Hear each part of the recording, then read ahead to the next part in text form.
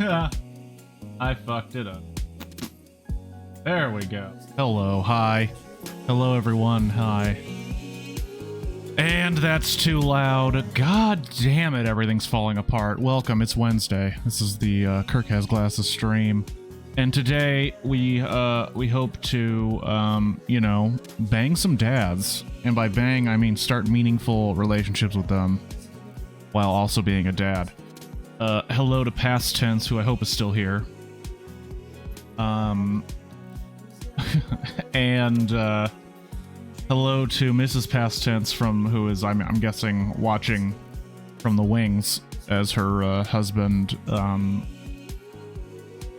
you know, gets his jollies off watching me play this game about men with children who no, not new game. Shit. Hold on. That was the wrong move. That was the wrong move. That's not what I wanted to do. Hold on. How do I get out of this? How do we get out? Like another fucking screenshot. It's not what I wanted. Hold on, everybody. Hold on, I fucked it up. I apologize. Let's... We'll just take a couple seconds here and fix it. Wasn't intentional. I wasn't paying attention. And, you know, sometimes that happens. Sometimes not paying attention and we screw it up.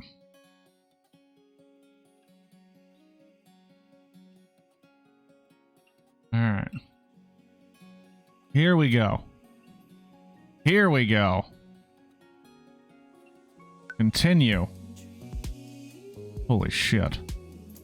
Dad book, right? Yeah, that was the last thing I did. Okay. If I want to go back. Okay, so...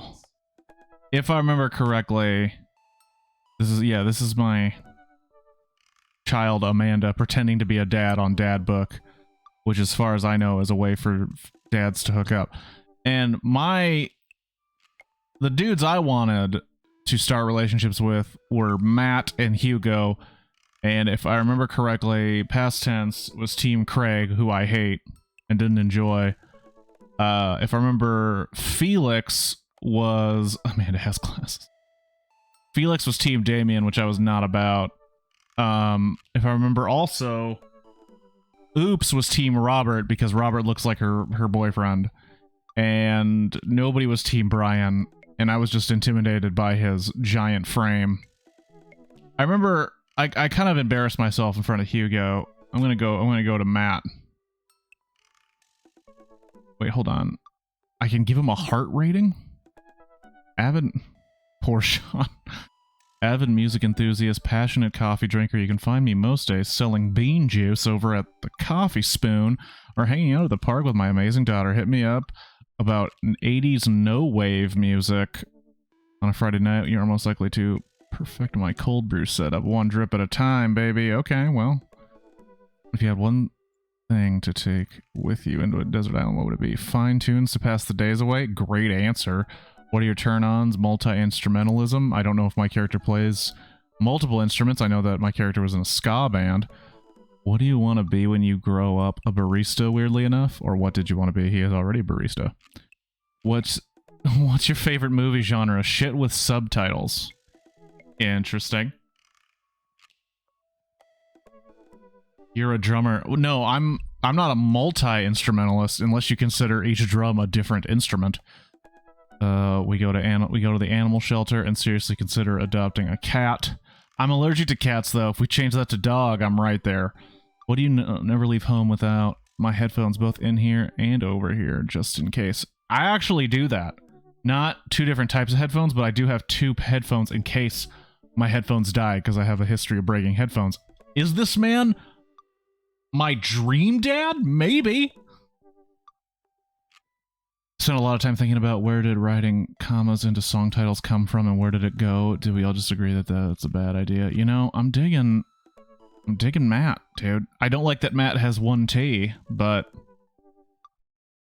so these don't do anything. They just react to the cursor.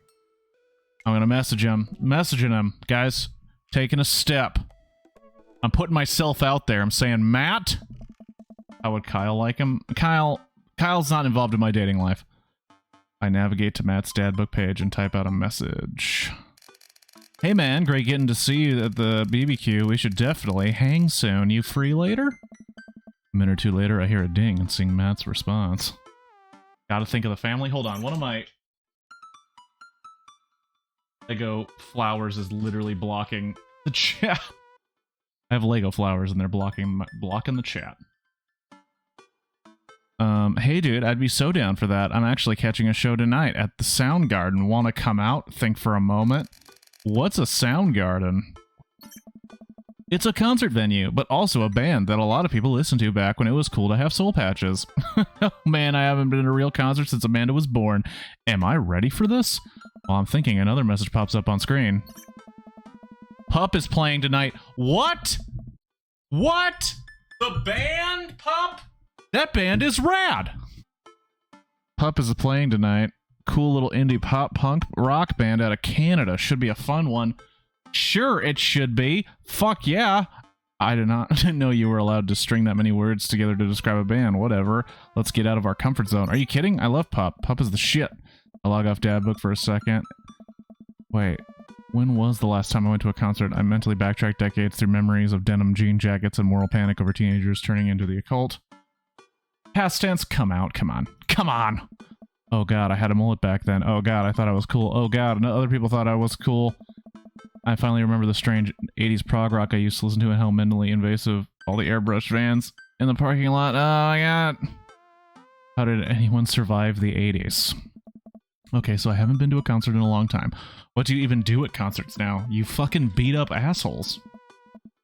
I spend most of my day pacing around the house and thinking about my relationship with coolness. I mean, I always thought I was cool, at least relative to a bunch of other dads my age. Dad, what are you doing? Trying to get laid, Amanda, okay? I look over and see Amanda at the door, just getting home from school. Her eyes are a little puffy, as if she'd been crying. What the fuck? Why are you crying? What the hell? Audio sounds weird? My audio or the game audio?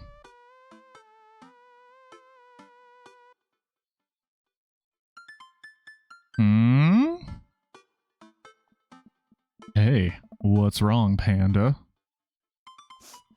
Oh, nothing. I'm fine. I just got sad because I realized that society collectively refuses to take pop music seriously, despite the fact that some of the most interesting musical innovations are coming out of that genre. Mine is a little metallic. I just think it's just yet another thing that we write off because we can't take young women or their interests seriously. Are you sure that's all you're upset about? If there's, you know, anything going on, I just want you to know that I'm here for you, and I'll always be here for you. Whatever you need a shoulder to cry on. Whether. Can't even read. Whether you need a shoulder to cry on or a strong dad to go kick someone's butt, I'm only a phone call away. Thanks, Popsicle? Okay, that one's weird. Can we agree that one's weird? Popsicle's a little weird. I appreciate that, but I'm fine, really. I'm unconvinced, but I'll stop badgering about her. I'm sure she'll tell me when she's ready. Anyway, what's up, Amanda? How do I be cool? Let me put on a pot of coffee first. This is gonna be a long night. You know what, Amanda? Fuck you. Okay? Do you like food on the table? Huh? Do you like a life? No, seriously, Matt invited me to a concert and I don't think I've been to one since you were born. Yeah, you have. You took me once when I was 12, remember? I still overwhelmed by memory of a sea of screaming preteens. Oh god, I tried so hard to forget. The one where I had to camp out with you in line so that you could get a good spot and then you cried and screamed the whole time? Dad, it was so much more than that, and I'm not even ashamed to say it. Oh, you're not ashamed? You seemed pretty ashamed when I found all those drawings you made of those dancing boys kissing in your Trapper Keeper. Yeah, well, you didn't even find the good stuff. Gross! What, are you talking about dongs? Anyway, you should be all set for the concert if you remember that. Just big glittery sign and cry a lot and you'll fit right in. Well, it's a smaller place. And I think Matt mentioned that they're a punk band? Like DIY gutter punk, thrash, straight edge? Come on, Dad, give me something to work with here. Are they post-punk, proto-punk, C-punk, Jeremy punk? What's Jeremy Punk? I made that one up to see if I could get away with it. Oh, Amanda, you're just so cool. They're not positive hardcore, are they? Oh yeah, you'll be fine. Does the idea of Canadian punk seem contradictory to you? I don't see friendship and politeness as a core tenets of the punk scene. Well, punk is kind of a big genre that there might not be as dangerous. Okay, this part I feel is kind of like... What's the word? I feel like this is a little bit, What is the word? Hold on. I'm gonna try some things to make the... Fuck! Trying to things to make the sound better, and it just fucked me. Punk's kind of a big genre. It might be as dangerous as you think it is. It became so much more than just counterculture rebellion. What I'm trying to say is just enjoy the music. Are we gonna get some pup in this fucking game? That's it. I mean... better? I honestly did not do that much. I mean, yeah, it's not like you're gonna jump in the mosh pit or anything. Well, that's comforting. And if a strange dude in a Set Your Goals hoodie offers you to buy you merch, don't accept and definitely don't go to on 3 awful dates with him afterward when he takes you to a nice restaurant and then forgets his wallet literally 3 times in a row. Never. I'm going to say something right now. I'm going to tell a story. So this conversation, I listen to a lot of hardcore punk music. Maybe not so close. So you tell me to do this. Tell me to do this, Ben. So I went to a venue and I was wearing a shirt for the band Lagwagon, who is a skater punk type band from California. It's existed for a very, very long time. And a dude in a Set Your Goals hoodie literally mocked my shirt. And I kind of want to be like, you know, Set Your Goals is not going to last a lifetime like Lagwagon has. Maybe you shouldn't judge people by the shirts that they wear, but if we are going to start judging people by the shirts they wear, this is a game that says exactly what people in Set Your Goals hoodies are like. Assholes that forget their wallets. Anyway, what? Never mind. Just have a blast tonight. Show up at the Coffee Spoon at 8 in what I hope was a concert-appropriate attire. I see Matt out front unlocking the door to the shop. Hey, you made it. Ready for tonight? Well, it's been a while. Yeah, of course. I definitely don't know what I'm talking about.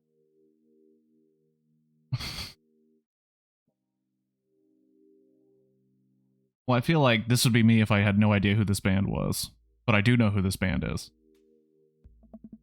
Any situation, any outcome, I can handle it. I sleep with one eye open. I'm prepared to kill. Are you? Fuck! Oh man, I gotta admit, I haven't been to a real concert since Pet Rocks were cool. I have no idea what I'm in for. Did your daughter make you take her to one of those boy band concerts where everybody holds signs and scream cries? Yeah. I got 2 lined up next month. I still can't get the glitter out of my car from the last one. Stay strong. I'm never gonna fuck this guy. First thing I thought, it's done. But dude, get to take you to your first concert in a long time. This is gonna be awesome. Just hang with me, Kirk, and you'll be good. This scene is super supportive. It'll be a blast.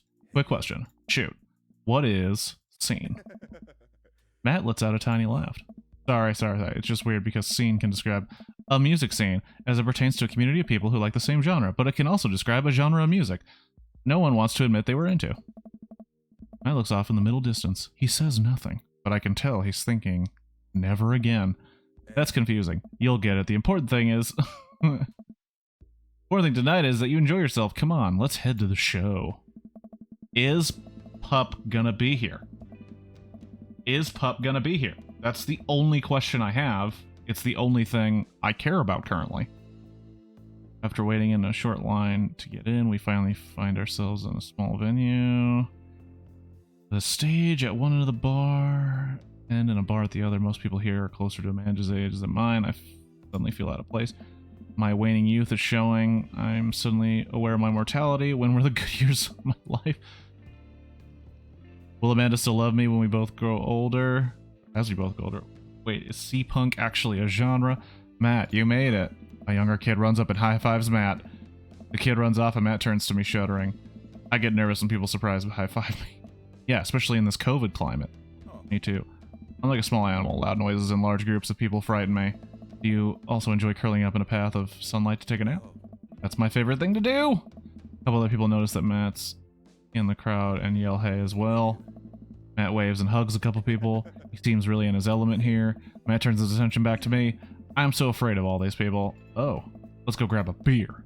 Matt and I line up at the bar in the back where a couple of older concert goers hang out. A couple more notice Matt and tip their drinks to him.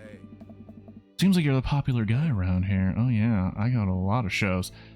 This is a really cool spot. I used to go to a ton of shows. I don't talk to anybody while I'm... But I'm just an antisocial creature as I play a dad dating game on a Wednesday night. But it's times like these we realize I can only be charming and funny for about 5 minutes before I run out of stuff to talk about. And then I become keenly aware of where my hands are. And then there's no comfortable place in your mouth for your tongue to rest. Okay, interesting. God damn it, where do I put my tongue? See? Well, I've known you for more than 5 minutes and I still think you're charming and funny. Just you wait.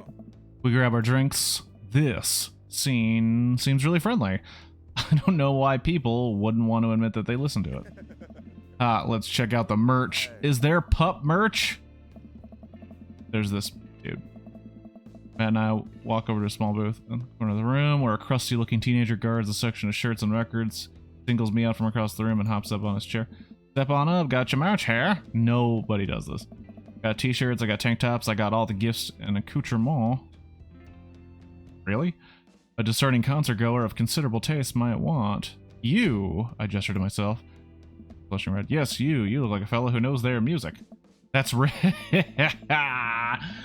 Oh, that's not Rick. For so many different reasons that I won't get into. Like a fellow who knows his music. How about a 12-inch long record playing vinyl record made and distributed by Pups? Pup Canada's premier pop rock album. Ellie Hogan's. You know what? I would want that. If I had a record player, I would want a Pup vinyl. This sucks because my I don't know. I'm gonna just go. I sense some hesitation in your voice, buddy. Let me assure you, on my reputation as a salesman of the highest caliber, that this record cannot and will not let you down. Okay, Pablo, you can give it a rest. The teen hops off the chair and takes a seat. Your friend looked lost, so I figured I'd give him the old razzle-dazzle. How the hell are you, Matt? Day by day, my man. They do that thing where they high-five, but it also turns into a hug. Your mom doing better? She's still single if you want to be my dad. I can make that connect. This dude's just trying to get his mom fucked. Nice. Have to deal with you every single day? Oh, jeez. Who's your bud? Oh. That's Kirk. Thought I'd bring a concert pal. Bring out a concert pal? Leans in close to Matt. Is Kirk cool? Matt eyes me. I am back. He cracks a smile. Yeah. Pablo brings me in for a bro hug. My dude! I'm not sure what to say. But give him the courtesy 2 pats on the back. That's what I do. As is customary in our society for people you don't know super well but still want to be friendly to. Pablo's a total card. Kid plays the hell out of a bass. He's a bass player, eh? Yeah, man. When we're starting our witch house band? You know I'm out of the game? It's a shame, you know. Vacant Veil would have slayed with all these extra crosses. I'll slay once you start actually making music instead of just printing a bunch of band shirts. Got the sickest logo. While Matt and Pablo talk, I check out the merch. These shirts are really nice. Look like the opener's coming on. Let's get a spot up close. Talk about your ska band. Fuck, I wish. I wish I was in a ska band. Ska bands don't get enough credit for being rad. I don't care what anybody says. Matt and I walk over to the stage where a crowd begins to form. The band walks to the stage and pick up a variety of strange instruments. Is that a harpsichord? The lead singer addresses the crowd. He has a mandolin slung behind his back. Hey, what's up, everybody? We're Jonathan Jones and the Speakeasy Choir. My name's Daniel. Let's start the show. Oh no, these guys. What? Without time to respond, the band starts playing the most cacophonous noise I've ever heard. What is this? Matt doesn't say anything. He just hands me earplugs. Thanks. I put the earplugs in, and whatever the hell is assaulting my ears gets a lot quieter. For a band this bad, they sure do seem to be having fun. I guess that's what really matters. Jesus, did that cellist break his bow in half? That seems to go on forever. There's no breaks on the songs, and I think one of the band members' jobs is specifically just to burn poetry on stage. I turn to Matt and try to start a conversation. So you go to a lot of concerts out here, huh? What? See,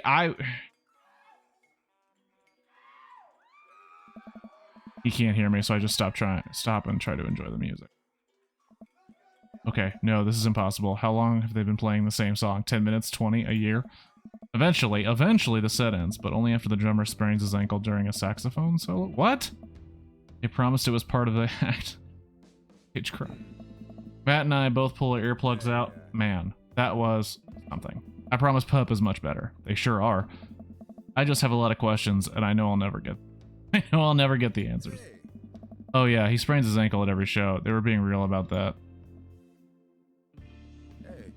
Let's grab another beer. Get fucked up on beer. Matt and I work our way out of the crowd and back to the bar. More and more. Realize I have to. Or. There we go. Oh, hello.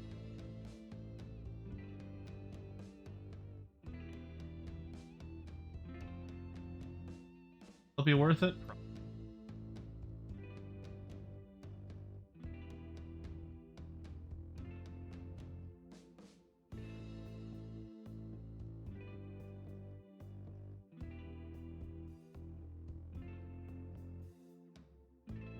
Covering the whole way. Hold on 2 seconds.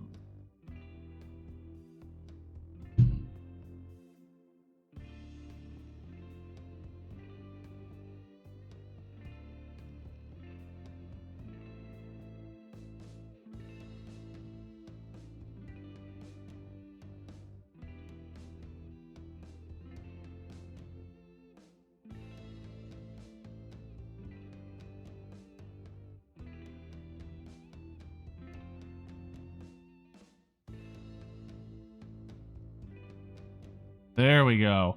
Now, maybe it's better. We'll see. Matt and I work our way out of the crowd and back to the bar. More and more people file into the concert space as it gets closer to the main act. It's kind of getting crowded in here. Or it's getting kind of crowded in here. It doesn't matter. Grab our beers and I follow Matt back to our spot, but there is so many people that I'm having a hard time keeping up. As I make my way through the throngs of excited concert, I realize I've lost Matt entirely, and I stop to look around, seeing nothing but a sea of hip 20-somethings. I'm lost. How am I ever going to find Matt here? Where's the exit? Are there even exits? What if I'm trapped in this building forever? Am I going to see my daughter ever again? What if that terrible man gets back on stage? What if... Suddenly a hand reaches out to grab me. It's Matt. Almost lost you, buddy. Woo! I got really nervous for a second there. You and me both, dude.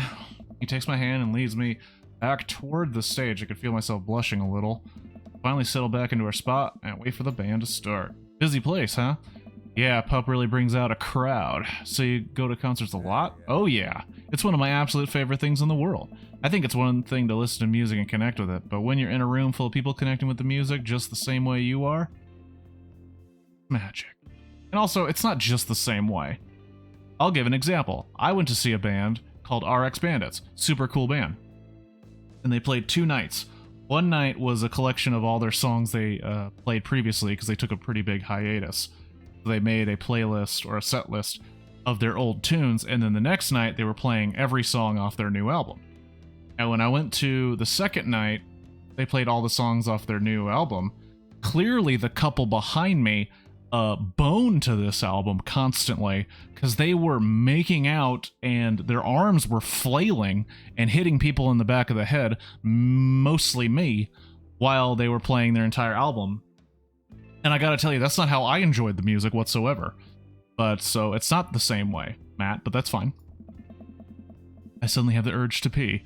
Curse this tiny dad bladder. I've never heard it put that way. That's really beautiful. Also, I have to pee. Hurry up, man. They're about to go on. I squeeze my way out of the crowd toward the restroom. I really should have gone before I left the house, but Amanda was watching beauty videos in the bathroom. She had an eyeliner wing going halfway across her face, which was actually a pretty good look. I'm so proud of her. I make it to the restroom finally, but it's one of those single-person restrooms with a line forming outside of it. Oh, as soon as I finish my business, the band starts. Crap. The people that were initially milling around the venue all crowd up against the stage as Pup plays their first song. How am I ever going to find Matt now? Is there a Pup concert in this game? Holy shit. Everyone's rushing to the main stage to watch Pup play. I'm sure Matt will be up there too. I gotta get... What about these rowdy youths? Avoid the youths? How? How?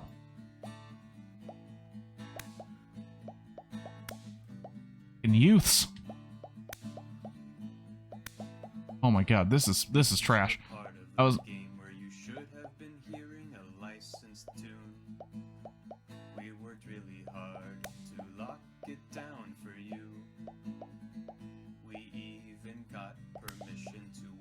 The song for YouTube and Twitch, but their systems are seriously broken. What a bitch. I wish I could hear the song entirely. So we added the song that you're listening to right now. Don't you think it's better than risking content ID? To you streamers and let's players, I have one decree. Please check out the band called Pup and their song DVP. Check out their whole album. Shit. That's right, the band's called Pup and their song called DVP. The song is great and the video is tight. Yes, take it from me. Jeez. Ah, son of a bitch. Really cool, but it's kind of hard to explain right now, but you'll get it, I promise. You should really go check it out. It's a really good video. You try. Fuck. Does that mean I'm fucked? The song that you're listening to right now. God damn it. Fuck this game. After searching and searching, I realized it's impossible. Never be able to find Matt in this sea of subculture. I guess I'll just camp out here. I watch Pup Step on my lonesome. Out next bunch of 20-somethings. I can tell they're judging my clothes. I want so badly to grab them by the shoulders and explain the usefulness of utility pockets. But I try to focus on the concert. Man, I wish Matt were here. And I fucked up. Because I wasn't expecting an actual fucking game in the middle of this. And I was wrong. Minute two. Dude, you're safe for sore eyes. Sorry I lost you back there. It's all good. Wasn't it a great show? Totally. Would have been more fun with you, though. Well, next time I guess we'll just have to hold hands the whole time so we don't lose each other, huh? I laugh. Am I blushing? You hungry? Starving. Follow me. Matt and I walk to a tiny little diner with a cute neon sign. We tear into some bacon and eggs in the corner booth. There I am in the pit, trying to explain to the face tattoo guy that I didn't mean to elbow him in the face tattoo, but he's already seeing red. Not from the tattoo, which coincidentally was red. He's lumbering toward me, and there's nowhere to go. It's the end for me, right? Then out of nowhere, I get this idea. I just lean back, spread my arms, and I'm just like... And just like that, I'm crowd surfing away from him in slow motion. You should have seen the look on his face.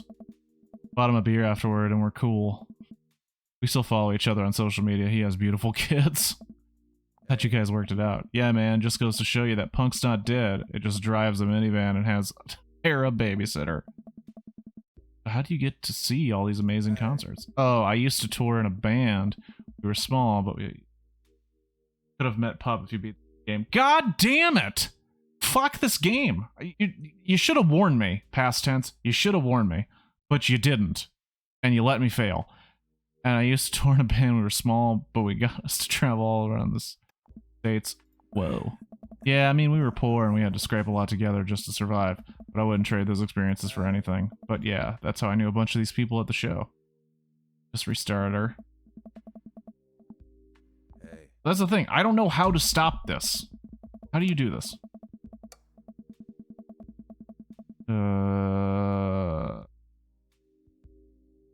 There?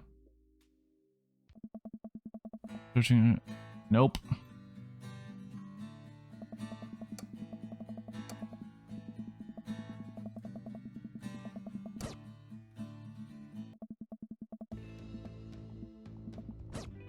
Okay. Fine. Let's do it again. Let's run it back. Here's what we're gonna do. Also, this crowd seems way too rowdy for Pup. I'm gonna just say that out right now. We're also gonna turn up the music so I can actually hear what this dude said. Alright. Also, where is my life?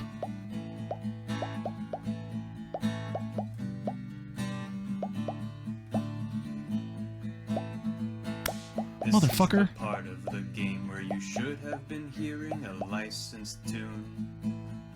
We worked really hard to lock it down for you. We even got permission to whitelist the song for YouTube and Twitch. But their systems are seriously broken, what a bitch.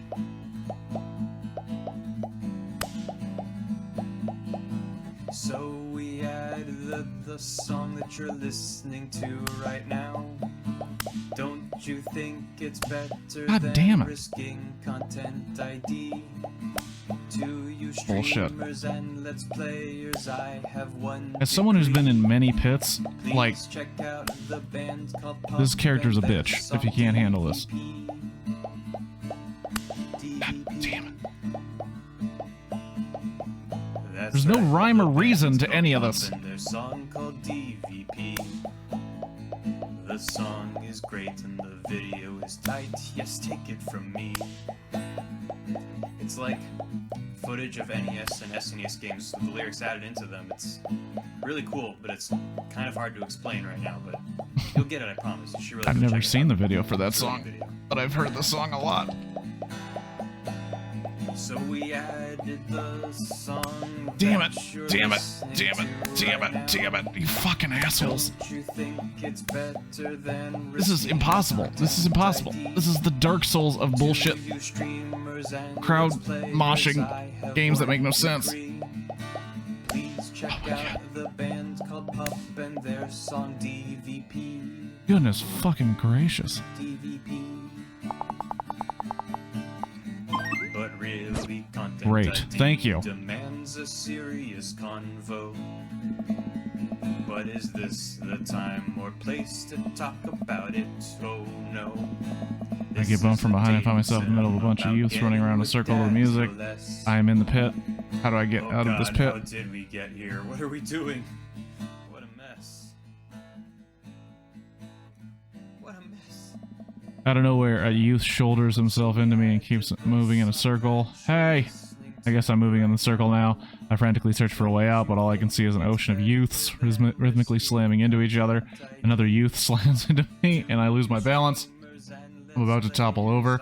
This is it. This is how I die, trampled under the boots of counterculture. Someone grabs my hand, someone familiar. I look up and see Matt. He pulls me back up to my feet. You're wild, dude. Thanks, Matt. Matt throws his arm around me, and we jump back into the circle, bashing into youths left and right as Pup plays a killer solo. I didn't know you messed with the pit. Me neither. I can't believe this. I'm having fun. I'm a little mad that I didn't stretch before physical activity, but I'm having fun. That's important. If you're gonna participate in things like that, you gotta make sure to stretch so you don't get cramps.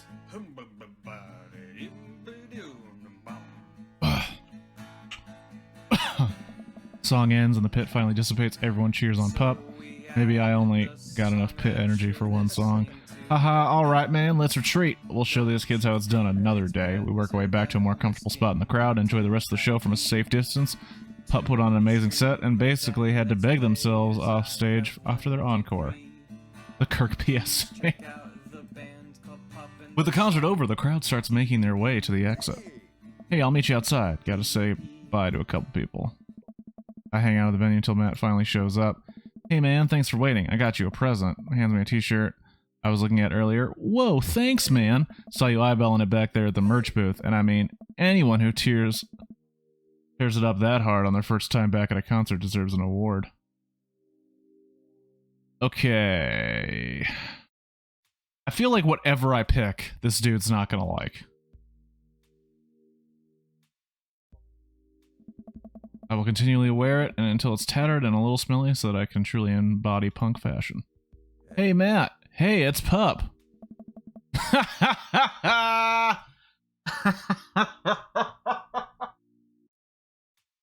Oh, wow. Yep, that's them. And that's funny. Hey, dude, didn't realize you were here. I'm so glad I could make it. You guys put on a great show. Thanks. Well, see you around, they say in unison. Wait, you know them? Oh yeah, I met them a couple times when they first started touring. Good kids. Whoa! Come on, let's grab some diner food. I suddenly realized just how hungry I am. Man, mosh pits take a lot out of you. That's true. When you're younger and if you mosh like an entire show, Denny's crucial. And I'm speaking from like an early 2000s perspective. Nowadays, I don't mosh almost at all. So back in the day when you're just like leaving, you're like, God, I need some fucking food, dude. I just need it. Man, I walk into a tiny little diner with a cute neon sign. We turn us some bacon and eggs in the corner booth. This is where he gives the whole face tattoo thing before, which I already saw. Hey. Oh. Did you hear you guys worked it out? Denny's is after the beer crawl. Yeah, man, I just show you that punk's not dead. It just drives a minivan and has a babysitter. Dylan's been in concerts. That's where he says he used to be in a band. Yeah. I don't know if I should. We were poor and had to scrape a lot together just to survive, but I wouldn't trade those experiences for anything. But yeah, that's how I knew a bunch of those people at the show. Music like this builds an amazing community, especially in a town like this. Just a lot of positive energy and good vibes. I got that feeling. Plenty of friendly people, especially that Pablo kid. Hey. Oh man, everybody loves Pablo. His mom's been raising him and on her own. And you can tell that it's just been tough on both of them. I know he looks up to me, so I try to help out whenever I can. That's really nice of you. Thanks. Us single parents just really have to look out for each other. How's Carmenista? Carmencita? Wait, did I say Carmenista? She says she wants to learn the drums. Oh boy. Wait, don't I play drums? It'll be loud. I need to take a lot of aspirin, but I'll manage. Can't really blame her. I'm suddenly very grateful that all my daughter's hobbies are super quiet. Photography, collaging, whatever it is she does on the internet. Thanks, Amanda. I'm trying to be supportive of Carmencita's rebellious phase, but I guess that kind of defeats the purpose of it, doesn't it? I think it would be a good daddy-daughter activity to find something to rebel against together. Like what? I mean, I know what I would say. Reading subtitles isn't even that hard. I just think we have to strive as a society to be okay with reading subtitles.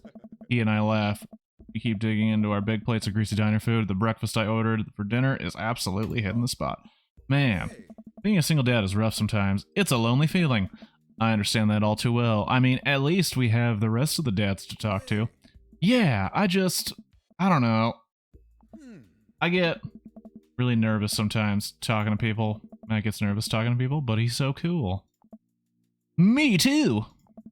I've never really considered myself an extrovert, and never really considered myself an introvert. I'm just uncomfortable in every situation, always. Is this game just for the socially awkward and anxious human beings across the world? Hey. And people that like gay dads? You're fine. You're actually really easy to talk to. You know that? I smile. Matt and I spend the rest of the night trading daughter stories. Turns out our kids are a lot alike. We finish up our late night dinners, and head out. We walk back to the cul-de-sac, back to our respective houses. Tonight was a blast, man. Loved it, although I'm probably going to feel it in my knees in the morning. You and me both. I don't usually like going to these things alone. It was really cool to have you there with me. I'm glad. Alright, I'm calling it quits for the night. Stay cool, man. He called me cool. Matt called me cool! I walk into the house with my heart in my throat. Amanda pops her head out from her room. Hey, Pops, how was the show? Matt thinks I'm cool. You don't say. Amanda Panda, Matt thinks I'm cool. Clearly, part of the clientele. Shut up, Matt. Shut up, Pastones. But no, the the idea that he's that excited. Blind leading the blind, huh? Wow, I just got dunked on by my own child. Unbelievable. Hey, Amanda, remind me which one of us just tore it up in a pit at a punk show, and which one of us just spent 4 hours probably watching Tiny House Hunting Amish Triplets, Extreme Edition? First of all, how dare you? That's my line. That show is a classic. Second of all, you moshed in a pit. Who even are you? I am your extremely cool dad. Alright, I'm hitting the hay pops. I'll see you in the pit. Night, kiddo. Look at situations positively. Date complete. Oh, I don't... Yeah. That's not good, is it? That's not good. You don't fuck bees? God damn it.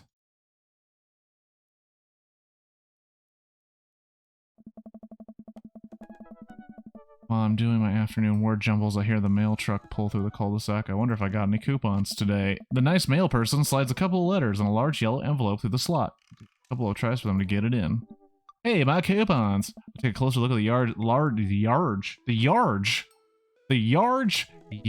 envelope. I lightly knock on Amanda's door. She probably has headphones in. Amanda! She yells through the door. What? I have something for you. I'm kind of busy right now. Could you come back later? Jerking off. Okay, just thought you might want this big ol' envelope from HIA. Your milk coupons? Yeah, past tense, you. Immediately, Amanda pushes her door open. Horn Institute for the Arts. Uh-oh. I mean, if you're busy, I can come back. Father, please! Hand her the envelope, which she tears open with her teeth. That's probably bad for your teeth. Doesn't seem to hear me and spits out a piece of envelope. She pulls out the letter and unfolds it. And it's killing me. I hear this is her dream school. Amanda's face is unreadable. I can't believe this. Oh, honey, it's okay if you didn't. I got in! Oh, I got in! Amanda tosses the letter aside and gives me a big ol' hug. Congrats, sweetie. That's amazing. I'm so proud of you. He pulls away and looks at the letter again. Oh my god, I really can't believe I got in. Well, of course you got in. You're a great student. You nailed the interview, and your photography is incredible. Wait, Dad. I know this one's really expensive, and it's so far away. I think for a moment, HIA was one of the more expensive schools that Amanda applied to, but I know she had her heart set on it for the longest time. It'll be tough, but we're gonna make it work. Really? Of course. Amanda hugs me again. Kind of going weird inflections with all these. Thanks, Dad. Okay, sweetie, we're celebrating night dinner. Your choice. Whatever you want. Especially if it's Matt's. Never mind. Wherever? And I walk along the bayside, tearing into foil-wrapped burritos from a nearby food truck. You could have chosen anywhere in Maple Bay. Cost was not a determining factor. Please, Dad, you know I'm a simple gal. Just give me a Rito with a view. This would be an awesome girl to date, and I did it again? If she all she wants is burritos and time to hang out. Yeah, dude. Amanda and I sit on a patch of grass and watch ships sail lazily through the bay. And the dorms are right near a bunch of cafes, and there are all these galleries nearby. There's a discount if you bring your student ID, and... Amanda, slow down, you're gonna choke on your burrito. I know, I'm just excited, Dad. Did I mention the students get their own studio space when they're seniors? And we get all the professor's photo editing software for free? We're professional. It's nice to see Amanda so enthusiastic about HIA, but I wish she wouldn't do it in between bites of her burrito. I thought I taught her to chew with her mouth closed. I wonder who my roommate's gonna be. You take a survey online and they match you with someone with similar majors, with a similar major and interest. I bet we're gonna be best friends. Craig and I were. A good roommate can be a lifelong friend. But don't even get me started on bad roommates. Oh no. I'm just kidding. We didn't have a bad roommate. Only our other roommate was a puppy that Craig brought home one night. We spent a semester fabricating a story about our new foreign exchange student who had a really bad cough that sounded exactly like a dog's bark. Great story that sounds like a sitcom. Carl ruled. Oh, they let you have animals in the dorms if you got a note saying you need one. I bet I could forge one. I think I'd get a rabbit, or maybe a snake, or maybe both. Would snake eat a rabbit, though? Oh boy, I think I'll leave that up to you. She's so excited, I don't want to disappoint her, but I need to be real for a second. So, you know I had that talk with Mr. Vega. He didn't tell you about the dumpster fire, did he? What? No?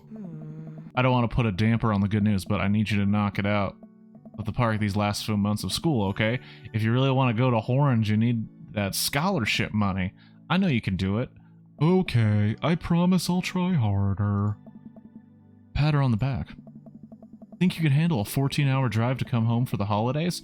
There's gonna be some treacherous ice roads to cross. And don't even get me started on the paranormal occurrences. Well, it'll be worth it if I get to see you. Aw, she won't show up. She's gonna be staying. Let's be serious. Let's all be honest with each other. 14-hour drives? When she's at an art school? This is the face I give to that. Nah. She's not coming back home. Get out of here. She's staying there. Her and her new best friend are gonna work on art together. My eyes immediately well up with tears. Oh, Dad, don't cry. Sorry, I'm just very, very proud of you. You're all grown up now, and you're such a good person, and I hope you know how important you are to me. I thought this was about Dad dating. What the fuck are we doing here? Ugh. Dad, stop. You're gonna make me cry, too. It's too late, honey. It's happening. Dad, I can't get tears in my burrito. It's gonna make it taste sad. Pull Amanda in for a hug and kiss her on the forehead. Love you, kiddo. Love you too, Pops. Cool. Welcome. You've got dads. Okay. Kirk, listen, this is you from the past? Whoa, how did this happen? I figure you're trying to reply to this because I know myself, but this is an automated message from you earlier this morning when I was socially unacceptable to get out and buy ice cream. God, I did that. I forgot how I did that as well. Future is amazing. Listen, life is short and ice cream should always be acceptable. But unfortunately, this isn't the society we live in. And it's less the society we live in and more of me projecting my own anxiety about being judged onto others. But you know what I mean. What the fuck? What? By the time you're reading this, it is a certain time of day in which nobody will bat an eye at you for going out and buying ice cream. You know what to do. Be good. What? This game... You know what? I've earned a treat. On my way home, I decided to stop off and grab some ice cream, which I fully plan to eat directly from the tub. Spent a lot of time trying to figure out just which type of ice cream I like to eat directly from the tub. Rocky Road, pistachio. Oh, Amanda's probably going to want some too. Better get 2 tubs. She loves cookie dough ice cream, right? Hey, mister! I turn around to see Ernest, leaning up against a wall of the convenience store. Ernest? You're cool, right? I'm shocked you even have to ask, dude, Meister. Oh my god, I asked the wrong person. Could you just help me out? Help you out? There's no fire involved, is there? Just clouds. So if I give you 20 bucks, will you buy me e-liquid? Ernest, what's e-liquid? It's like, Gatorade, you know, electrolyte liquid. I get it myself, but I'm banned from here for trying to run a grift on the cashier. A classic fiddle game, you know the deal? Oh, if you're talking about balanced electrolytes, then I got you, little buddy. And I didn't know you played the fiddle. The kid from Coco has some puberty problems. Just as the clerk for Blue Crayon's Apple Vortex. He'll know what it is. Wait, I don't want to fucking actually buy this shit for him.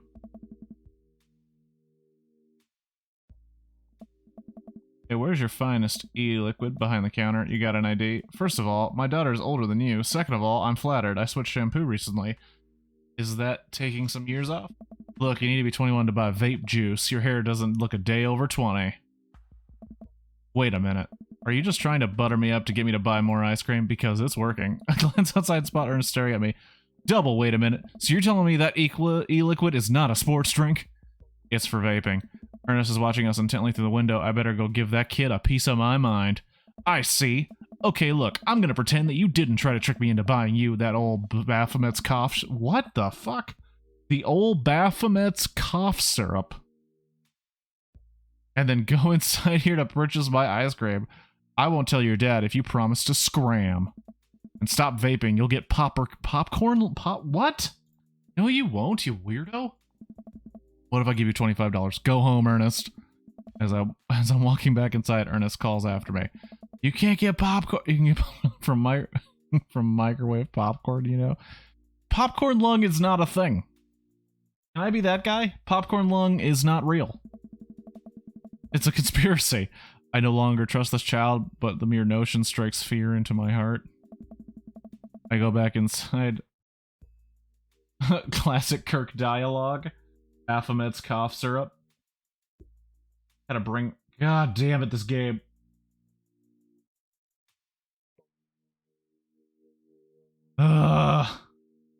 It's the struggle of where to put my camera versus the dialogue and where the chat's coming up. I don't know.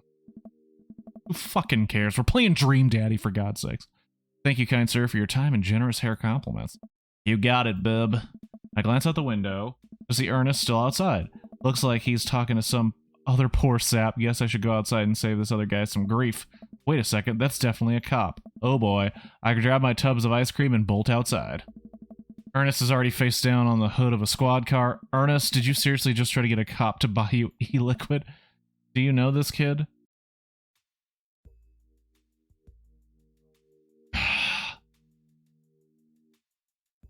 Yes, we're gonna do that. Yeah, we live in the same cul-de-sac. I know his dad. Listen, he's a good kid, and I'm this boy's father. I turn around to see Robert walk up the street and toward the convenience store. Ernest, what are you doing? I want a lawyer. First of all, good first instinct. Remember that when you're not you're not required to answer any questions from a police officer without a lawyer present. Robert? Don't like Robert. Not a fan of Robert. Don't want to date Robert. No thank you to Robert. You're this boy's father? Yes, sir. Ernest likes to lash out at me like this ever since the accident. Oh, I don't like talking about it. That's fine. Robert gets a wistful twinkle in his eye. It all started 7 summers ago. My hair was long then. Nu metal was still in style. Ernest and I were down in Florida swampland scavenging for... Sir, I can leave you to take it from here. Sounds good. Thanks, officer. Ernest, come along now. You'll be cleaning grout from the rain gutter for a week thanks to this transgression. Police officer gets in his car and drives off. I'm stunned by how cool Robert was just there. Thanks. I want to say... Richard? Ouch. What? He just called him Richard.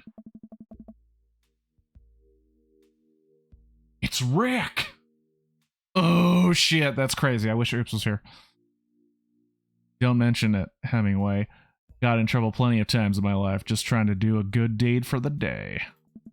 Will you buy me e-liquid if I give you 20 bucks? Child, I will end you. Hey, Kirk, will you walk Ernest home with me? Sure. Oh.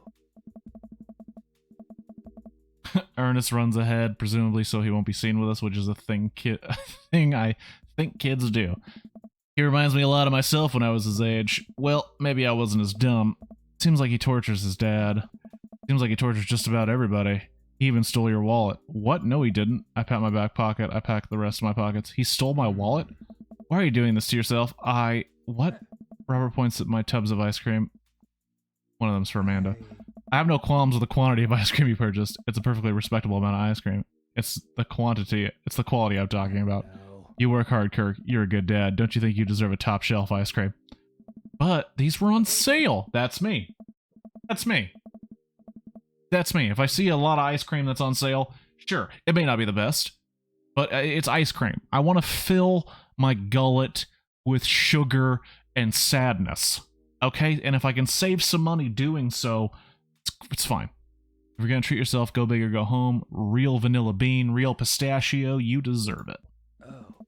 We arrive at the cul-de-sac and Ernest runs into his home. That boy is the reason we don't have prizes in cereal anymore. Catch you around, Kirk.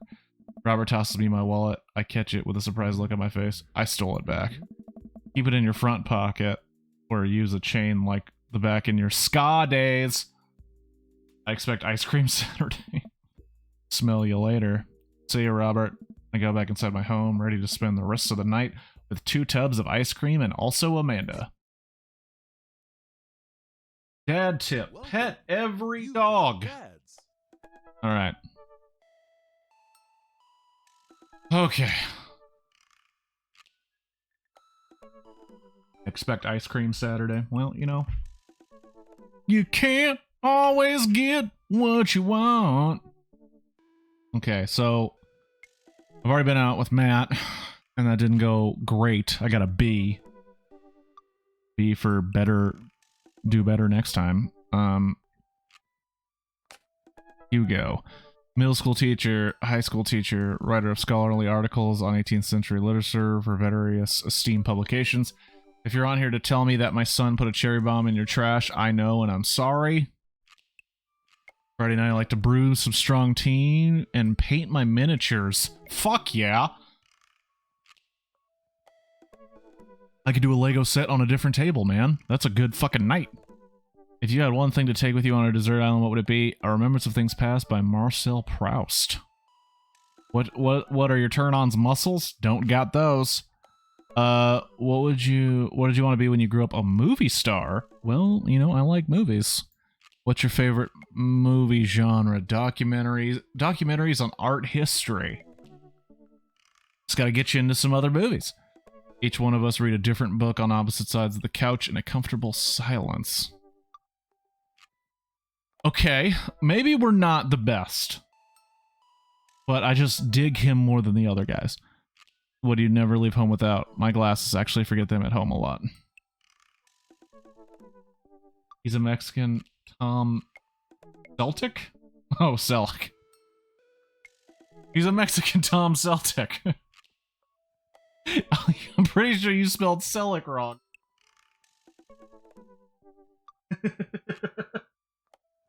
I'm pretty sure it's S-E-L-L-E-C-K.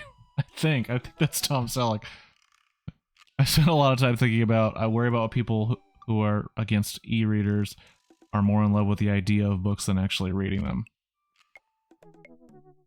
Let's try it. Let's try it with Hugo. When lifting weights, use proper form and a full range of motion. I navigate to Hugo's dad book page and type out a message. Hey Hugo, great seeing you at the barbecue. Want to hang out sometime? Wait for a few minutes, then computer dings. I'm so glad you messaged me. I definitely want to hang out, but I have a favor to ask. Our class is going to a field trip to the aquarium today, and one of our chaperones called in sick. Is there any possible way you could come by and replace them? Uh-oh.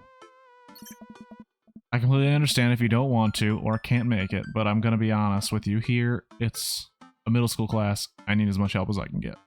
Think about it for a moment. Man, that's a lot of screaming kids I'd be accountable for, and they're in middle school, arguably the worst age to be. Amanda silently trudges into the kitchen and pours herself a bowl of cereal. Morning, Amanda. Morning, Pops. Hey, how was middle school for you? I just love the randomness of that question. Hey, how was middle school?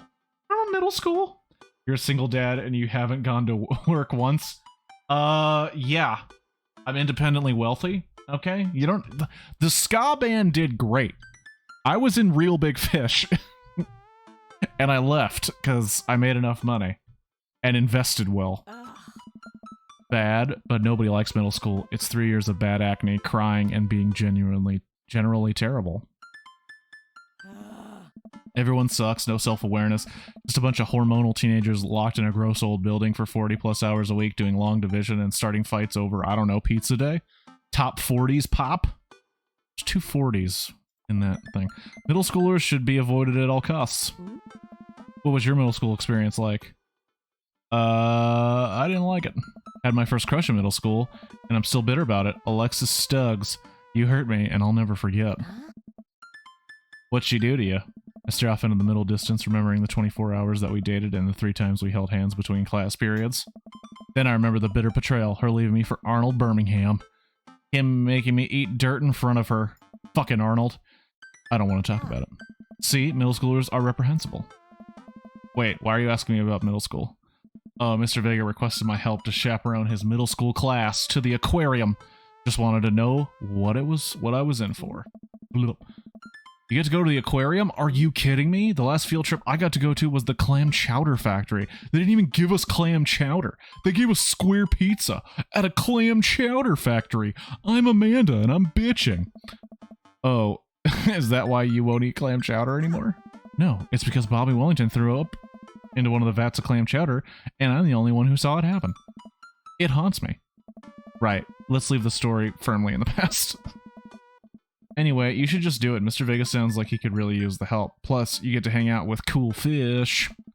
Amanda, I get kind of weird about aquariums. The ocean makes me nervous. What? Are you worried about a whale?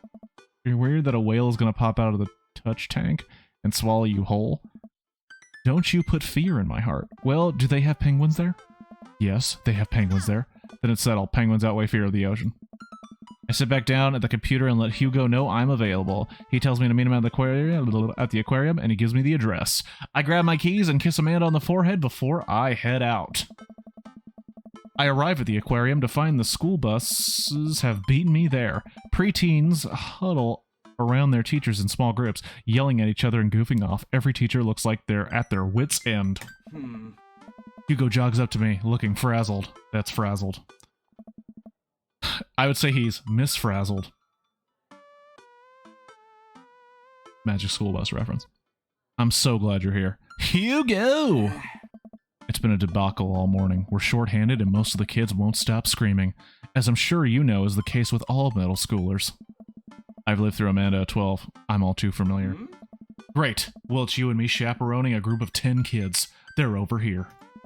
Hugo walks me over to a gaggle of preteens who are all sitting on the ground, playing with their phones. They're not kicking each other like some of the other groups, so we're off to the good start. A good start. Can you guys put your phones away? All of them kids look up for a moment and stare at Hugo. Then they go back to texting. At least they're quiet. Too quiet.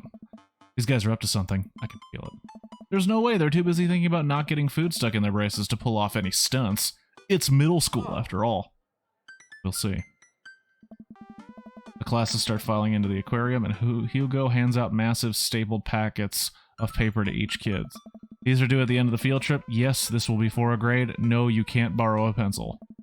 The kids collectively groan and grab their sheets from Hugo. What's in the packet? Honestly, it's just busy work so the teachers can have a moment's reprieve. I think one of the questions asked them to sit quietly for 10 minutes and think about the Great Barrier Reef. What an assignment. Teacher hacks. I like that. Wait, I thought you were an English teacher. What does the aquarium have to do with books?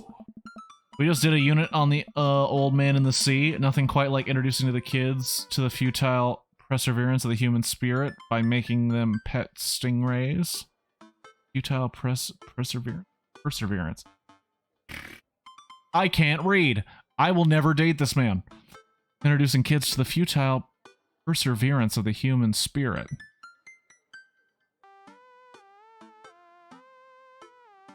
I'm just having a moment where I realized that that's what The Old Man in the Sea was about. I fucking hated that book. I thought it was a waste of fucking time.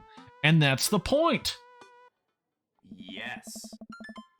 It gives us time to check out some of the exhibits as well. Come on, they have phenomenal selection of tropical fish. While the kids sit on the floor and pretend to do their assignments while they text, Hugo and I wander to a large tank filled with brightly colored fish. Hugo points to a brown and white fish with long spines. That right there is a lionfish.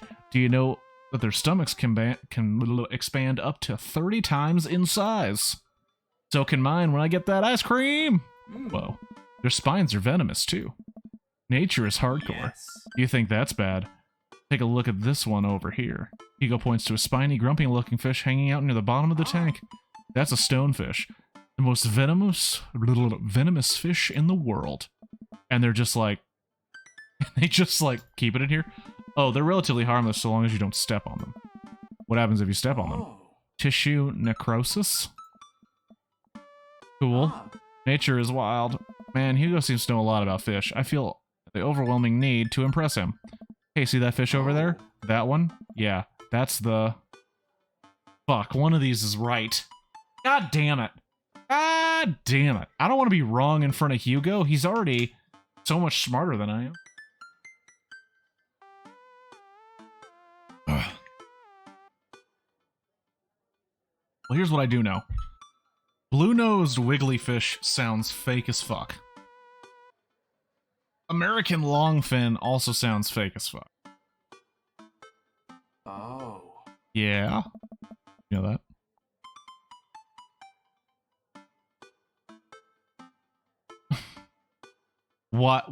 What happened? Oh, shit. What did I even say? Fuck. Oh.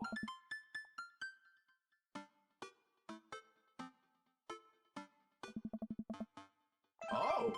Oh, thank God. Oh my God, those were treacherous waters. Ah, good one. We lead the kids to another room. Sharks, sea turtles, eels, and the other marine life swim around in massive floor-to-ceiling aquarium.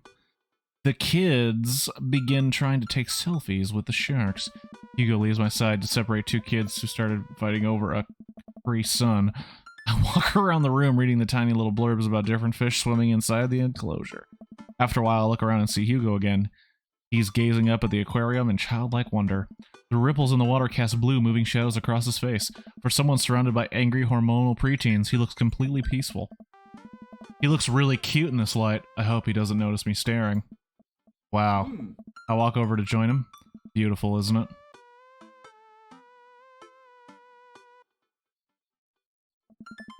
A great many mysteries lie in the ocean. It's truly fascinating to be able to observe them in a setting like this. That's a very astute point, Kirk. I'm killing it with Hugo! Killing it with Hugo! Fuck yeah! It was meant to be.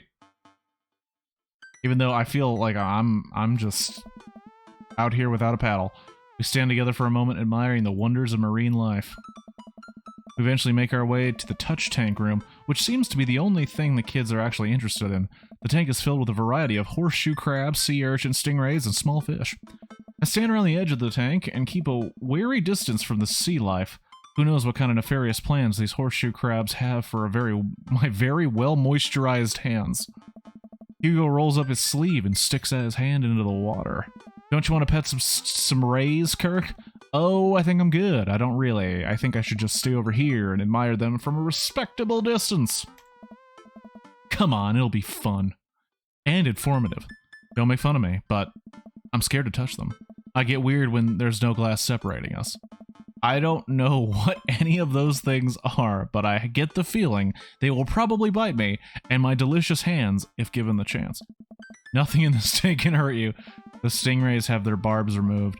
The horseshoe crabs only eat little clams, and the anemones are perfectly safe to touch. Against my better judgment, I approach the tank. Slowly dipping my hand into the cold water, I touch a stingray as it glides past me. See, not so bad. It feels like fun, slimy leather. Things get a lot less scary when you learn more about them, right? I dive my hand back into the touch tank with renewed vigor for ocean life. I poke at some sea urchins and feel the hard... I don't know what that means. What the hell is that? That is a word I have never read before. I don't know how to pronounce it, and I feel stupid, but the hard carapace? Carapace? Of a horseshoe crab. My hand brushes against Hugo's as we reach for the same anemone. I pull away blushing. Hugo smiles at me. Hey, you're supposed to be touching the fish. Sorry, I just get a little carried away Wait. That girl over there looks suspicious. Why is that? Are backpacks usually that wet? Hold on. Susan! Susan, get back here! Susan runs after a middle schooler and catches her before she can make it to the exit. Want to tell me what's in the bag? Textbooks. Want to tell me what's really in the bag? Susan won't budge. I walk over to Hugo and the girl. I think he might need a bad cop. Look, kid.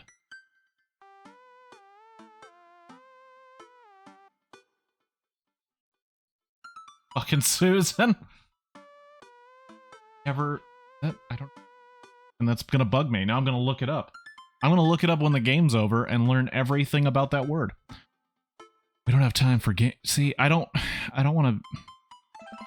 Whatever it is, it goes back to the touch tank now. You're not a teacher. You can't tell me what to do. Yes, well, I am. Can you please put the bag down? Next time we won't say please. Susan glares at Hugo for a moment before dropping her book bag on the floor. It lands with a wet slap. I'm not gonna hit a child, past tense, okay? I'm not gonna hit a child. And it scares me that was your suggestion, because you are closer to having children than I am. We stare at it for a moment before it starts to move. Hugo leans down and unzips the bag. A horseshoe crab frantically scuttles out and across the floor. An employee swoops in, scoops it up, and places it back into the tank. She gives us a disapproving look. Jesus, Susan, what was your plan? I was trying to free him. To where? Outside where he's going to die? Susan, go back to your group. We'll discuss this later. Yeah, hands where we can see him. Wife, 10 weeks close. Susan sulks off, leaving me alone with Hugo. He gives me a pat on the shoulder. Middle schoolers have sticky hands. For different reasons. I doubt that's the first time this has happened here. Or the last. In the next room, we see a variety of smaller tanks, sea urchins, tiny fish, and a rainbow of beautiful underwater plant life surrounds us. Look over here. Hugo points. Hugo points to some seahorses. I think that's written wrong. Hugo points some.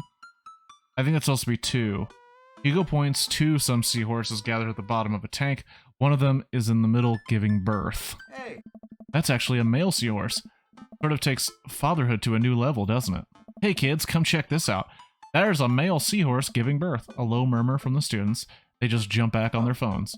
Fun fact, male seahorses can give birth and then get pregnant in the same day. Man, we thought we had it hard. I wonder if they have to deal with their kids' awkward teenage years too. And all however many thousand of them. You seem to know a lot about marine life, Hugo. It's not really my specialty, but I do make a point to learn as much as possible whenever I can.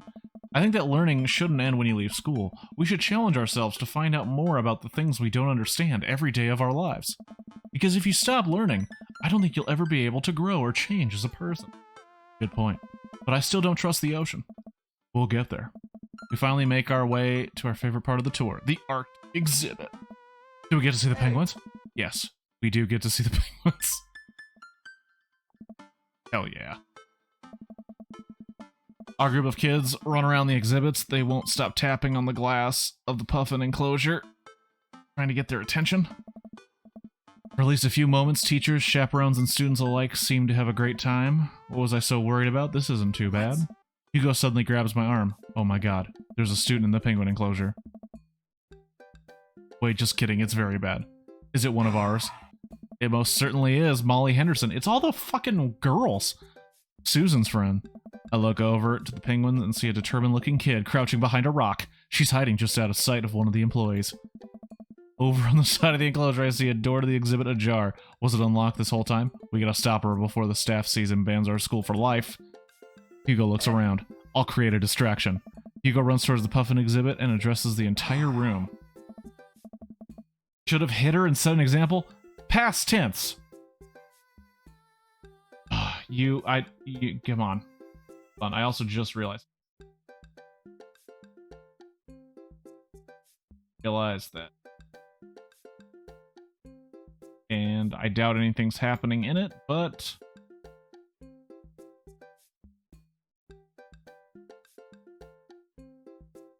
everybody, I have an announcement. That sounds like the beginning to a song. Everybody, I have an announcement. Then the whole room turns towards Hugo. Here's a few facts I bet you didn't know about penguins. Everybody just stares at Hugo, confused. Well, this is my shot. I run into the enclosure and I'm greeted by a cold blast of air. Psst, hey! The girl whips around and looks at me. Her nose is pink from the cold. You can't be in here! Neither can you. I try to walk over to the girl, but the ground is so icy that I end up slipping. I catch myself before I hit the ground, but the girl still laughs at me. Contrary to popular belief, penguins are birds. Birds are traditionally known to fly, but penguins cannot. So I can understand some confusion when we are discussing the birdness of a penguin. The crowd is still somehow enraptured. Kid, what are you even doing? I'm letting the penguins go. They deserve freedom. Where are they even going to go? They're gonna live in my closet. Molly, you dumb bitch. Look. I just don't even have time to argue about this. We gotta get out of here. Not until I save a penguin. Little known fact is that penguins only live in cold climates. With some exceptions. So they don't all live in cold climates if you're splitting hairs. Did I mention that they don't fly? Crowd is starting to lose interest. I'm running out of time.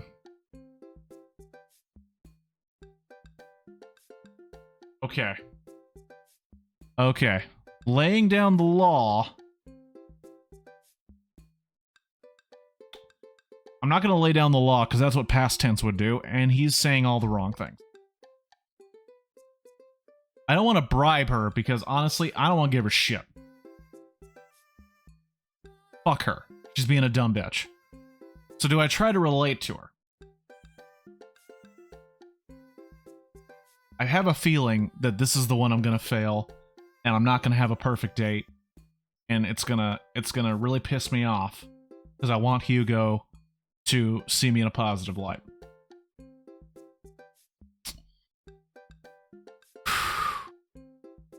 Dream Daddy God, smile upon me. Think back to a time I released all the feeder mice from a pet store. It was a disaster. I was 6, but it was a disaster. Molly, you know, life can be cruel. Money, give me money. I will give you $20 right now if you leave with me. Molly thinks for a second. Okay, you will give it to me right now. I reach into my pocket and pull out everything I have. Examining. I have $12 and some change, but also a button here. Is that enough? Pay me the other 8 later and we have a deal. We move to shake on our agreement before I suddenly realize there's a wave of penguins on the way out of the enclosure. We're gonna have to block these birds. Shit, I gotta block birds. That bird. How? How? Oh shit. Just punch them?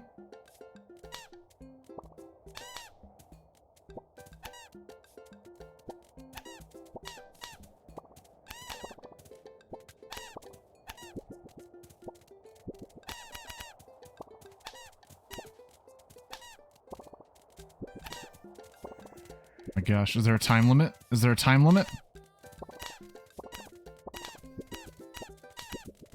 What the fuck? What the fuck?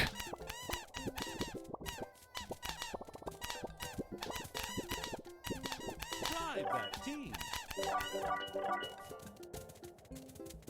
The fuck? What the fuck? Okay, hold on. Hold on. That was very confusing.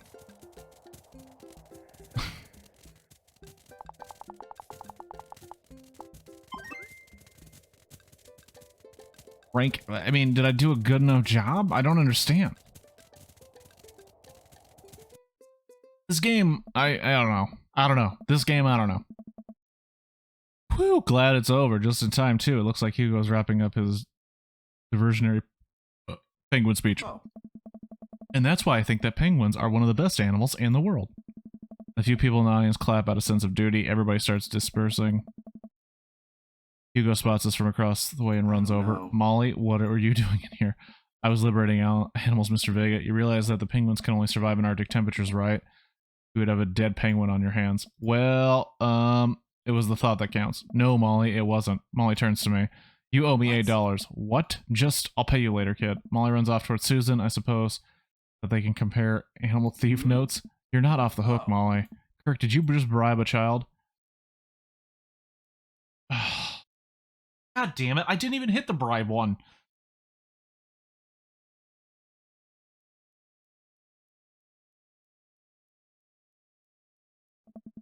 It was the only way to get her out of the exhibit. I'm not proud of what I've done. I'm not proud of it either, or my penguin facts lecture, but at least we got her out. He's just, let's just get through the day and get out of here. The day finally comes to a close. The whole field trip is ushered through the gift shop, and we make our way back out of the school buses. As we leave the aquarium and the kids load into the buses, Hugo pulls me aside. Hey, Kirk, thank you so much for helping out today. You're a lifesaver. It's no problem. It was actually kind of fun. Let me take you out next time and make it up to you. You like cheese boards?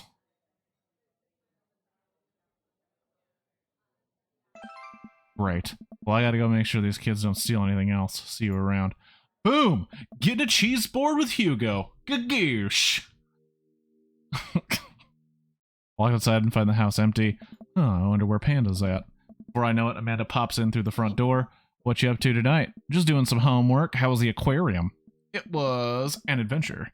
Some kid tried to steal a penguin. Aw, we've all been there. Had to run in and grab her before any of the employees saw.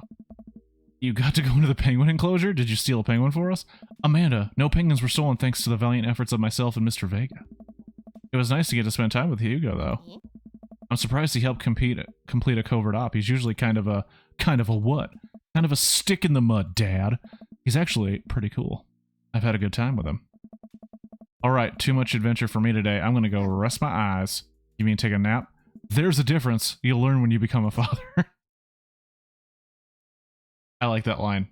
That's my favorite line so far. Should be a pretty good one. I'm Yes! rolling with the light. Yes! Boom. Killing these dad dates. Welcome. You've got dads. How's this? Dadmazon. Hi, this is Steve from Dadmazon. We're out in front with your delivery. Okay, yes, I'll be doing it down. Wait, no, sorry, I need to put on pants first. I can't find my pants, but I'm wrapping them for the waist down in a duvet. Are you cool with that? I can come back tomorrow. No, I'll be right down. And some sensible capris? What? Ooh, I got a package. Wonder what it is. Oh, I bet it's a package of socks I ordered. I open up the box and start pulling the packaging peanuts out. Man, these socks reek. Okay, that's definitely not socks. It's butterflies? Oh boy, I almost didn't even want to know what Amanda was planning on doing with these. Hey Amanda, your box of dead butterflies is here. What's up? Are you sacrificing?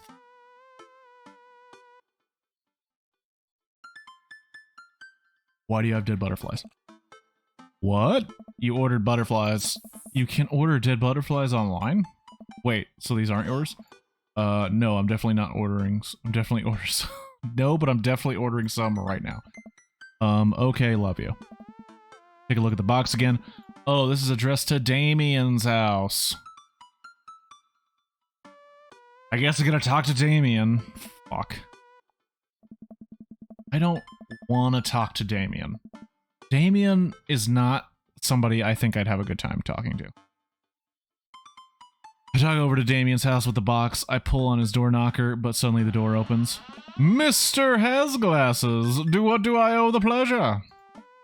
Whoa, how did you even know I was about to knock? I don't know. I'm doing that voice. I don't know if anyone's here, but I'm doing that voice. Okay, anyways, I think this got delivered to my house by mistake. I hand him the box and his face lights up. I just had to hand him a box of dead butterflies, and now he kind of wants to bone me a little bit more. What a wonderful surprise! I was just about to send a strongly worded letter to the courier service about this. Many thanks. Not to pry, but what are you gonna do with those butterflies? Would you like to see? Alarm bells ring in my head. This is how you die, Kirk Has-Glasses. Sure. Damien leads me into his study, where he set up some sort of workstation. Above his desk is a wall of pinned butterflies, moths, and beetles. That's what you need to do before every date. That's how my wife said yes. Oh wow, that's really something, Damien. I'm quite proud of my little collection. You do all this by yourself? Of course, I find it rather relaxing. How do you... It's simple. Here, let me show you. These aren't quite ready yet, or ready quite yet. They'll need to be rehydrated overnight, so they're easier to work with. I have some over here that are ready to pin. Damien takes a seat at his desk while I hover behind him. He picks up a little triangular paper package and snips off the edges. He pulls out an all-black butterfly and shows it to me. I'm rather excited about this one. It's a turquoise swallowtail. He gently opens its wings, spreading the butterfly out on the table. The backs of the wings are gorgeous, iridescent green color. Alright, gorgeous, iridescent green. Oh, and the pigment on this one is nice too. Or is so nice too. Fuck, I cannot read!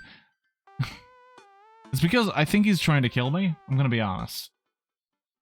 Anyways, pinning a butterfly is actually very simple. It just requires a delicate touch. First, I'll put a pin through the thorax. Damien slides a pin through the middle of the butterfly and places the butterfly on a piece of styrofoam. He carefully arranges the antenna with forceps and begins placing paper and more pins on and around it. He does this so effortlessly that it's almost hypnotic. Little burp situation. I have a frame here that I think this one will look quite pretty in, but I'll need to let it sit for a couple of days until it's ready. And then what? I remove all of the pins and put it on display with the others. I take a closer look at Damien's collection. One with bright blue wings keeps drawing my eye. This one's so pretty. Damien takes it off the wall. Ah, yes, that's a blue morpho, one of my favorites too. He hands the small frame to me. Here, I think this would look lovely in your home. Oh, I couldn't take this. I insist, believe me, I have more than enough. Thank you. If you ever have an interest in pinning some insects yourself, you know where to find me. Aha, I think I'll leave that up to you. I feel like I'd probably break them in half with my butterfingers. Nonsense, you have beautiful steady hands. You would make a fine taxidermist. A weird compliment. A weird compliment. Am I blushing? Oh wait, that's not him. Damien walks me to the door and gives me a warm smile as I leave. Do take care of yourself, Kirk. Thanks for allowing me to share my odd little hobby with you. Cool, Damien. Welcome. You've got dads.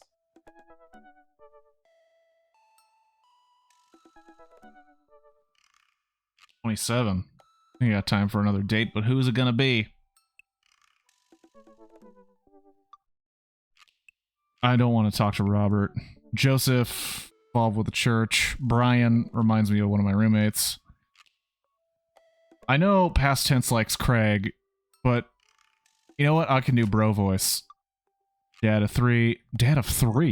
Business entrepreneur and a fitness enthusiast. Juggling work, family, and fitness is a tough gig, but someone's got to do it. Get one last good cardio session in on a Friday night. Box of energy bars to a desert island? Now you can go do Matt. Beer pong world champion. In other words, because I suggested I could do bro voice and you were like, nah. Felix would be disappointed if you didn't try harder with him. Felix ain't here, man. Oh, okay. Oh, those are the dates. Okay. You get 3 dates each, I guess. Okay. Fuck it. Why not?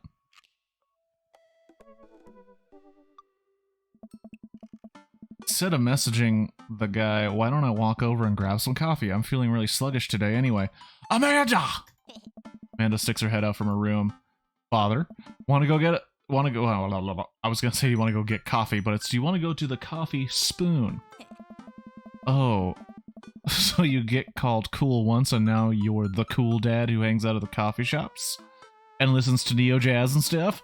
Amanda, are you gonna bring your laptop and your leather-bound journal so you can work on your poetry anthology? Hey, I want to go get some dick. Amanda, are you gonna come with, or are you gonna be a bitch? Look, honey, do you want me to buy you coffee or not? Let me grab my laptop and leather-bound journal. And I make a short walk over to the coffee spoon. The place is quiet today, just a few people hanging out and reading books in the cozy little nooks. I walk up to the counter and see a familiar, pierced face. Hey, you were the dude I yelled at a bunch the other night. Amanda casts a sideways glance at me. He tried to sell me shirts. And who might you be, miss? This is my daughter, Amanda, the person I am the father to and I'm very protective of. An honor to make your acquaintance. My name's Pablo. Did I mention that I make witch house music? What is witch house music? I wouldn't call witch house music, but okay. A piercing blow to my ego. Though not one I will dissuade my need to impress you. My innate dad sense tingle. I am overwhelmed with the fatherly protective energy. I must do something to protect my child.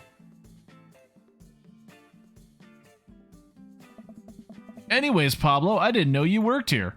Oh, wait, that's Pablo's voice. Oh yeah, man, today's my first day. Matt's still training me. Kirk! Matt comes out from the washing dishes in the back room to meet Amanda and I. He and I high five, as fellow cool people do. I see you met my newest employee. At your service, although I'm not here. I'm only here until Vacant Veil starts their world tour. What's that? When's that? Well, we have to put out a record first. Alright, Pablo. Now what do we do with customers again? Right, yes. Pablo clears his throat. Hello, good folk of Maple Bay. Can I interest you in a tasty caffeinated beverage? A smashing pumpkin spice latte, please. Nailed it. A classic. And you? Americano decaf for cutie. Father John Misto. Americano football. I don't like any of these, but I'll go Americano football. Americano. Our coffee is as strong as that band's feelings. Good choice. I don't get it. Oh, American football is a sport, but it's also this emo band that made a good album and then waited over a decade and then made another good album, and their music was very sad and sometimes featured sad trumpets. And I'm over explaining the joke. Coming right up. Pablo goes to work, making our drinks while Matt observes him. He'll get the hang of it. For goofy of a dude as he is, he works hard. Hey man, that concert was a lot of fun. We should hang out again. Hell yeah! I'm actually going to be done training Pablo in a couple of hours. I was going to go record shopping. Want to come along? Absolutely. Pablo brings us our drinks and Amanda buries herself in her laptop. I spend my time sipping my drink and cracking jokes with Matt. Last time we hung out, he told me that he had trouble hanging out with other people, but for some reason he and I can talk and joke like old buds. It's weird. I feel really comfortable around him. Almost like I'm gonna bone him. Once Matt feels comfortable leaving Pablo on his own, I say goodbye to Amanda and we start walking to the record store. Have you ever been here before? No, I mean, I have a record player sitting in my living room, but all I have are 2 copies of Frampton Comes Alive. Oh, this should be fun then. We're gonna find you some good stuff. The walls of the store are packed with posters, artwork, stickers, and records. A few people mill around, flopping through milk crates of albums. Some indie band is playing through the speakers. It's a nice vibe. So, why do people still buy records? Isn't it kind of outdated at this point? There's a lot of people who will try to tell you that vinyl sounds warmer or more true to the artist's intent, but really I think it's nice to collect records. I think it's just nice. It's cool that in this day and age we have just about every song we ever created available instantaneously on our phones. But there's something about holding an album and getting to see that artwork in your hands that I'll always love. Okay, I made it. You missed the one thing, oops, that was like mind-blowing. And I don't know where it was in the stream, but you missed it. Also, hi. That's why I try to get many of the records that I love in physical form as possible. Remember when we were kids and we would have to wait around by the radio with a cassette tape so we could record our favorite songs? I made each listen really special. And mixtape, fuck. Not really. I'm gonna be honest, not really. It's been a lot of groundwork. Oops. Been setting up a lot of groundwork. Especially with the guy that's basically Rick, and a character called him Richard, and it was crazy. That's the thing you missed. And mixtapes were even cooler because of how much work they took. I killed it with Hugo. Hugo is like right there. Now you just make a playlist. I think that the last time someone gave me a real mixtape was in high school. I look around at the multi-level record store and spot some genres. Future wave, jungle, anarcho-punk, nunsploitation. I have no idea where I even start. Man, this is a little overwhelming. Here, let me help you find something you might like. Hugo about to blow. Christmas. If you were a milkshake, what flavor would you be? Okay, I'd actually be purple? Probably. I don't really like vanilla milkshakes, but I don't like strawberry milkshakes. Purple is not a flavor. I guess we're going cookies and cream. If you could only buy one type of candle scent for the rest of your life, what would it be? What the fuck? Ooh. Okay. Okay. Cocoa Stab. Okay, cookies and cream, I'm doing this based on me. And I think I know where we're going with the camouflage and power violence. Power violence, obviously. Hey. What's your favorite ambient sound? Ooh, this is hard. I like rain, I like bowling alleys because of The Big Lebowski, and the Star Trek bridge is actually really sweet. Fuck! Game is making it hard. You are power violence, so you...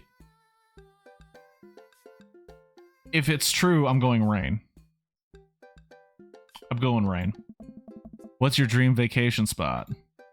My backyard, inside an active volcano, living off the fat of the land in Ibiza, starting a new life in the Baltics. My backyard, because I could probably still play video games from my backyard. You know you want to.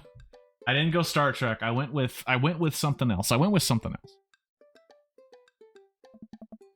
What is your deepest, darkest fear? I worry that people are nice to me only because they want something from me. I fear that I don't deserve happiness and won't ever get it. That seems to be the leader. What if nobody exists but me and I fabricated this universe? I don't fear that.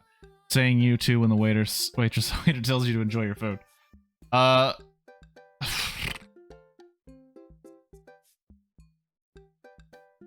first and second and the last one are kind of all true. I think, second one. Matt thinks for a moment. Ooh, I know just the thing. Matt runs to the other side of the store and returns holding a record behind his back. He shows it to me. This is Smokey Rolls Down Thunder Canyon by Devendra Barnhart. Sounds like what you need is some Devendra Barnhart. Actually, I think everyone needs a little bit of Devendra Barnhart in their lives. Whoa, dude, thanks for the recommendation. You're gonna have a great time with it, promise.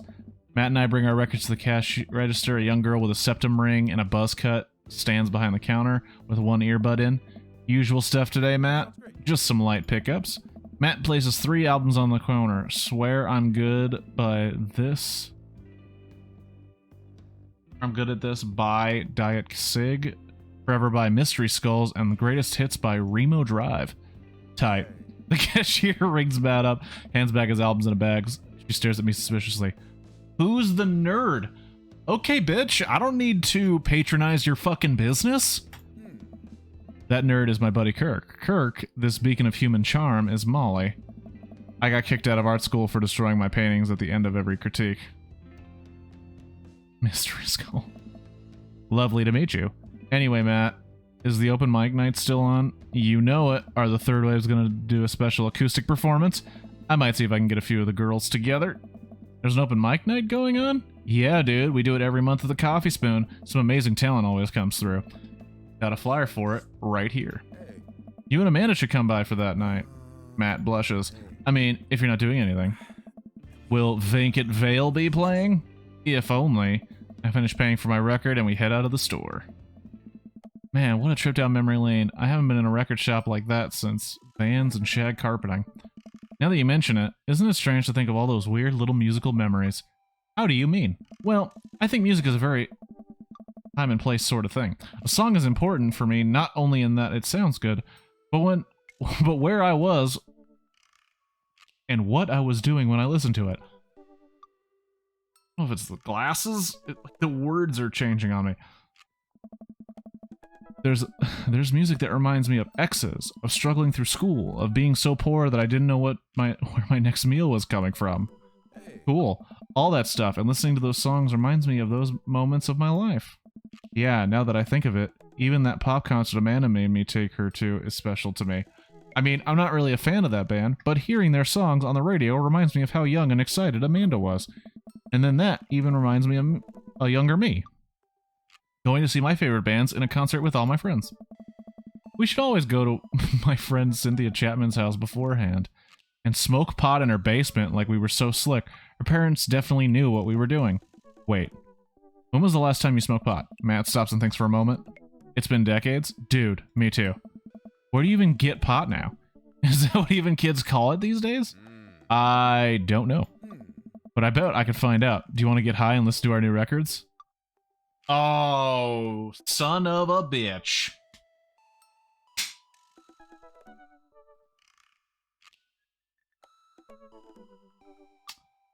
I don't know. Being high increases the risk of saying stupid shit. And I imagine this minigame is gonna be awful. Matt pulls out his phone and starts texting.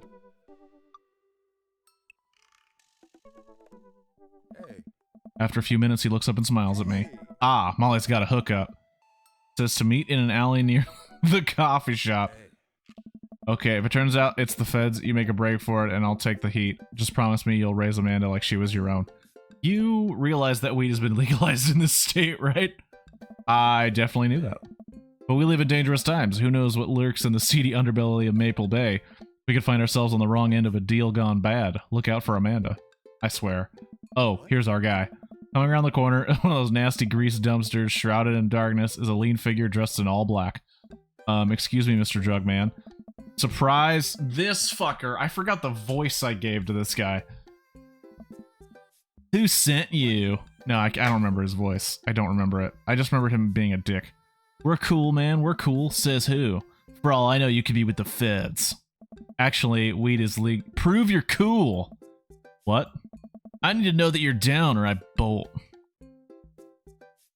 Show him you're not wearing a wire. Impress him with your current juggling note. Cite mutually assured destruction. Well, knowing me, and knowing the way I do things, mutually assured destruction would be my way. Look, man, we're trying to buy drugs from you, and we know you sell drugs. You have dirt on us, and we have dirt on you. We're in this together now. Look, it's fine, I get it. Buzzcut Molly said you were coming. Right, now that formality's out of the way, let's make a deal. Sigh. Show him your titties. Oops. Thanks for coming in. How much do you want? One. One what? Yeah. He means weed, Lucian. Yeah, but how much? Hey. One. Oh my god, look, here.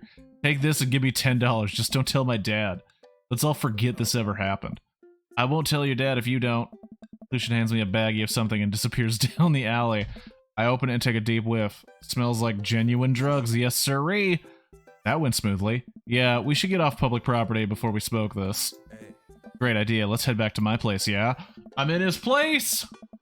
Matt and I walk to our cul-de-sac and stop at the gas station on the way to buy rolling papers and sodas. I feel like I'm 16 again. Carmenista's having a sleepover tonight, so that gives us all the time we need to do drugs. Awesome, let's do some drugs. Matt pulls out one of the records out of his bag and puts it on for us. I plop down on a comfy leather couch and look around his place. There are a bunch of band posters, and his record collection takes up an entire wall. Whoa, what a collection. Been collecting my whole life. It's nice to finally get them all in one place after being on the road for so much of my life. Had to ask my parents to hold on to them for me. Matt sits down next to me and we lay the marijuana drugs out on the carpet. I know it doesn't say carpet. I know that. We lay the marijuana drugs out on the coffee table. Do you want to do the honors? Please, it's your house. If you say so.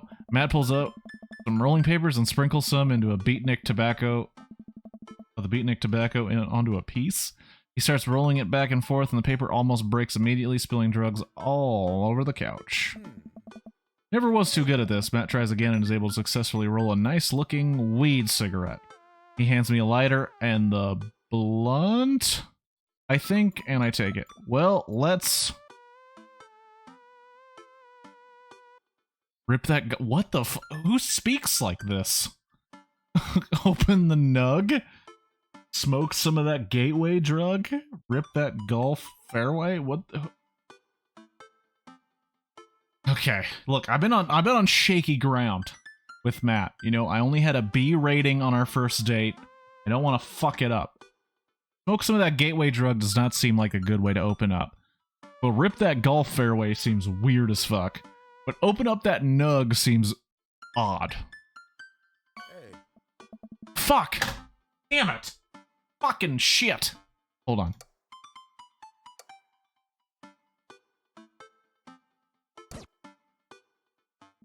I can't have that. No, I'm not allowing that. I'm not allowing what you just tried to say. Oops, sorry. It literally won't let me post it unless I go over there and change it. Oh. But what is the right thing to say? That makes no sense. Hey. Yeah, sounds great. What is the difference? What is the difference? I don't understand. Let's do that. I light up the joint and inhale deeply.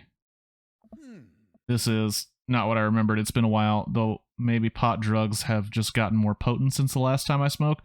I pass the joint to Matt and cough a little bit. Should it sting this much, or am I just a baby? Huh? Matt takes a hit and his eyes go wide. That's not weed. Oh god. Did we develop a taste for meth? No. It's... Matt takes another hit and winces. Yep, this is oregano. I sniff the air. Yeah, that would definitely explain why it smells like pizza place in here. That little piece of shit! He gave us oregano. Oh well, we can still relax and enjoy the music sober. You know what? You're right. We sit and listen to the Diet Sig album that Matt bought, which is catchy as hell. I look around the room again and see photos of Carmenista growing up. I spot a young woman with a huge smile on one of the pictures with the two. Who's that? Oh, that's Rosa. She was Carmenista's mother. She died when Carmenista was young. Oh, sorry to hear that. Amanda lost Alex at the young age, too. I can understand how hard that must have been. I look around again, spotting a framed gig poster hanging on the wall. On it, there's an illustration of Matt and Rosa surrounded by flowers. The cursive lettering reads, "Stillness, the dancing." Looks like they played the Soundgarden over a decade ago. Were you two in a band together?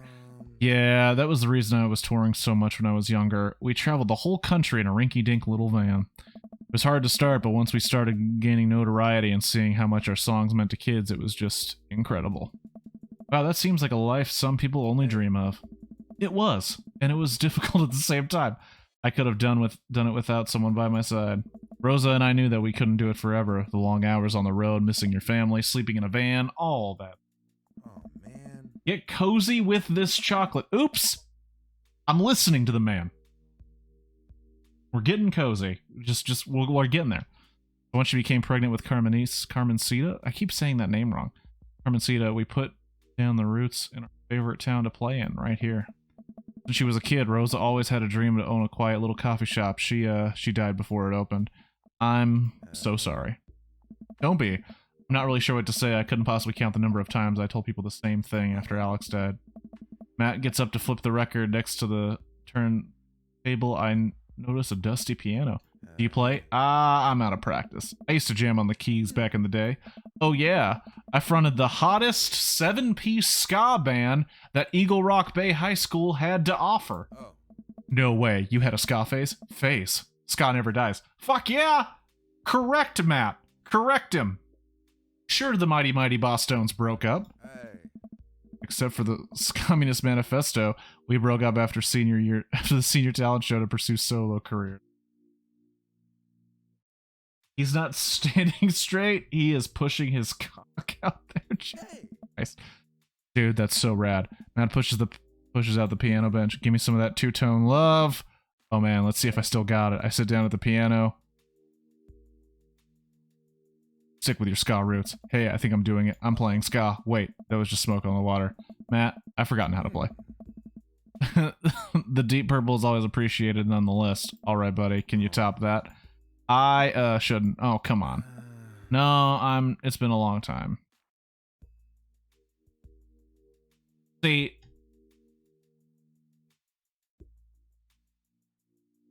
you don't want to push it. He's going to pull a John Legend.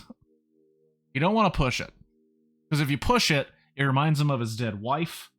Brings him into a bad place. Sorry to put pressure. I mean, it's not a problem. It was good to watch. Do not drop it. I did. It was good to watch you get back in touch with the music that flows through you. I learned to play that song when I was 15. Matt and I sit and listen to more records until it gets late and I decide to need to go to bed. Matt walks me to the door. Let's never tell anybody about the oregano deal. Wait, can I tell my doctor? I don't know if anything but health effects of smoking oregano, and I think we'll be fine. Night, dude. Okay, so apparently I fucked up. Let's go back. Go back. Wow, Jesus Christ, oops. Oh. Hey. I gotta figure out what's going on. Hey. Huh? Hey. Hey. I picked the wrong song, too?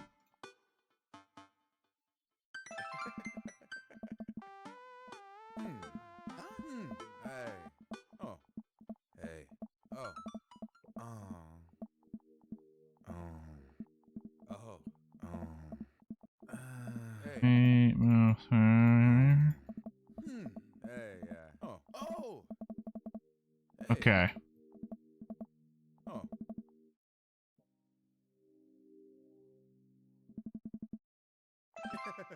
Yes, okay.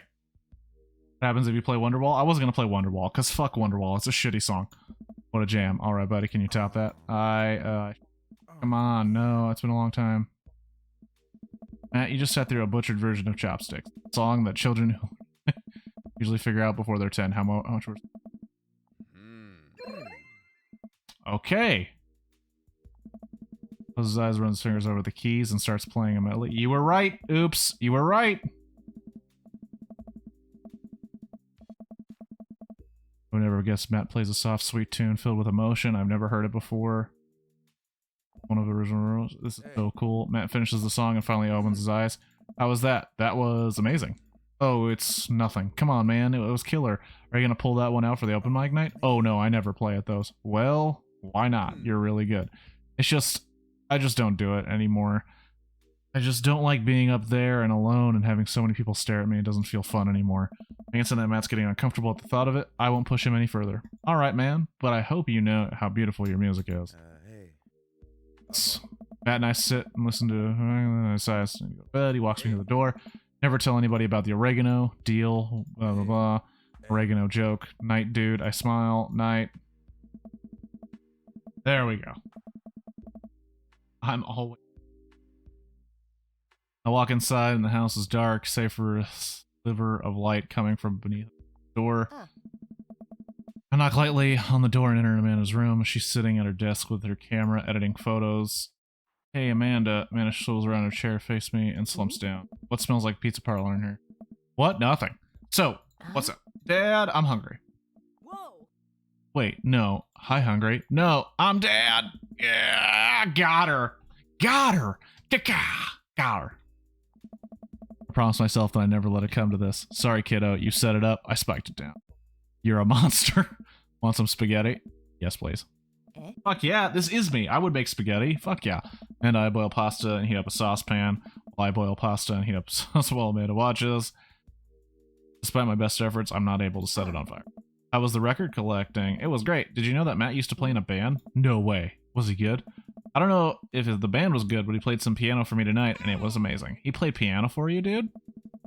Well, I brought it up that he should play at the open mic night that's happening at the coffee shop, but he got kind of weird about it. Yeah, I saw a flyer for that. We should go. It's not too late to start a father-daughter punk band and play a couple tunes there. Yeah, let me break out my glockenspiel. I think I only know hot cross buns, but we can work off the chord progression. Oh,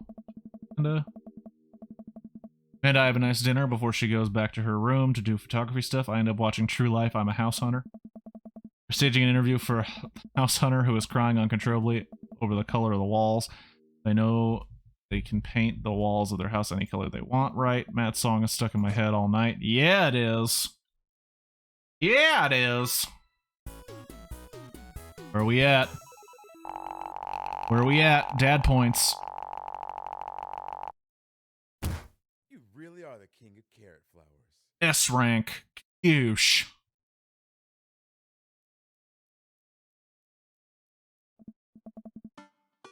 It's been a long day. About ready to pack it in. After a few bites of ice cream from the freezer, I turn off all the lights and walk down the hall of my room. Wonder if Amanda's still awake. That kid needs some sleep. As I pass her room, I hear a faint sound. I can't quite make out what it is. I get a little closer. Is she crying? I knock gently on the door. Oregano. S rank. Was a whack date. Oops! It's a process. It's a process, oops. I don't need your criticism of my dates. S is the best way, is the best rank. It goes like A through C, and then S is above A. I'm like 95% sure. The crying immediately stops. Not right now. Her voice sounds strange. She sniffles. I need to make sure she's okay. I open the door. In the dark, I can see Amanda's outline in the middle of her bed, knees hugged up against her body. Is everything okay? I don't want to talk about it. Something happened? No, nothing happened. Go away.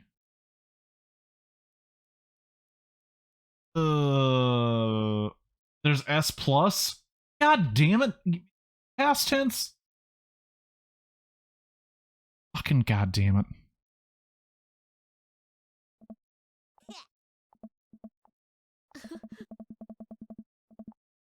Once the door closes, I can hear her crying again. Wow. What has her so upset? She seemed fine earlier. She usually is so open with me. Did I do something wrong? Is she mad at me? I guess if she wasn't before, she definitely is now. I can't remember the last time she snapped at me like that. I have a hard time falling asleep, but when I finally do, I'm still thinking about Amanda. After a long night of very little sleep, I roll out of bed and make a pot of coffee. Amanda should be up for school soon.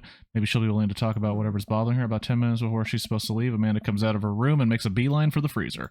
Morning, Amanda, morning. She drops a frozen waffle into the toaster and slams the freezer door. Won't look at me. Yikes.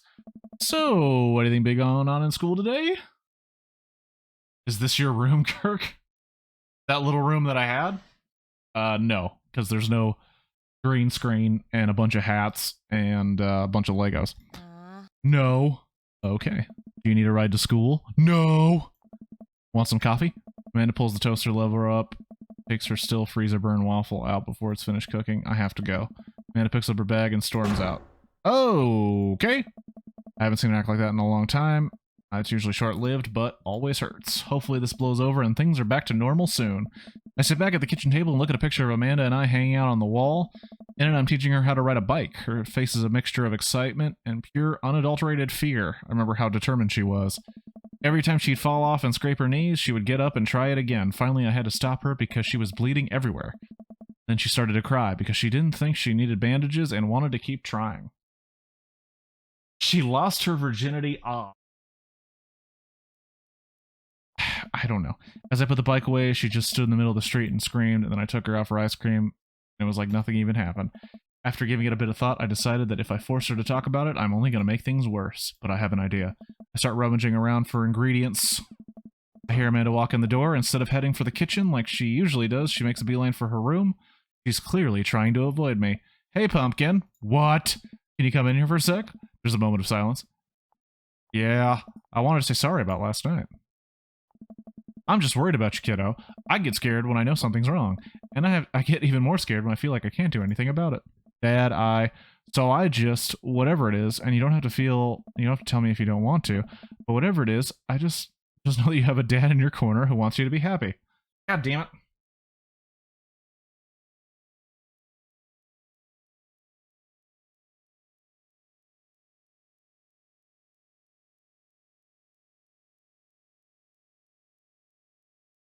Dad in your corner who wants to make you happy. Wants you to be happy.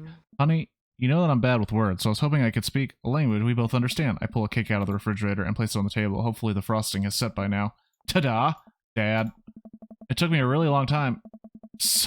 Sorry you're sad, but I support you 100%. I ran a red frosting somewhere and around sad and had to start over. This is beautiful. It's strawberry. Amanda gives me a big ol' hug. I grab some plates and forks and serve us some delicious cake. So, it's really stupid. What is? This whole thing. I know I've been really weird lately, and there's just, I don't even know how to explain it. I feel like I'm listening. Do you want me to take notes? Oh, no. I guess I should start from the top. So, you know how Emma R is going out the fancy art school in California, right? Emma R. Oh, fuck. I always get this wrong. Are you growing your hair out? Or out your hair back to your glory. I'm not doing it on purpose. I just literally don't really have a barber that I trust yet. Anyway, we're not talking about that. We got to get through this Amanda business. You got it? Wow, proud of you. Anyways, ever since she got into an acceptance letter, I've been feeling like she's drifting away, you know? She's been spending a lot more time with Grace and Emma P. I just thought it was all in my head for a while, but then I found out Rosie M. and both of the Emmas, Grace and Noah, all went to a party at Mackenzie F's on the same night, and they told me they were busy studying for the Calc AB final. Yikes. Oh. So, another important piece of information is, oh god, this is embarrassing. I have a crush on Noah, and that's a thing. What? Whoa, I had no idea. I definitely didn't know that. Okay. You're a bad liar. So are you. I learned from the worst. Oh, no. Anyway, so the only person I told I have a crush was Emma R, and she promised not to tell anybody. I didn't confront them about the party thing because I didn't want to start drama, so I just kept quiet and kept going about my business, Amanda sighs. And then one day I invite everybody to go to get nachos at the mall, and after not texting me back for like 2 hours, even though none of them ever put their phones down for more than 60 seconds, they all say they're busy, like simultaneously. So I tell them, never mind, I'll just eat nachos at home, right? But we are out of chips, and I really, really wanted nachos. Totally understandable. Oh. So I go to the mall anyway. I get to the food cart, and who do I see there but Grace, Emma P, Emma R, and Noah all hanging out together and eating nachos without me. What? It gets better. I'm standing by the escalators watching them, and I realize that Noah has his arm around Emma R, which is kind of weird, right? But then they kiss. What a bitch!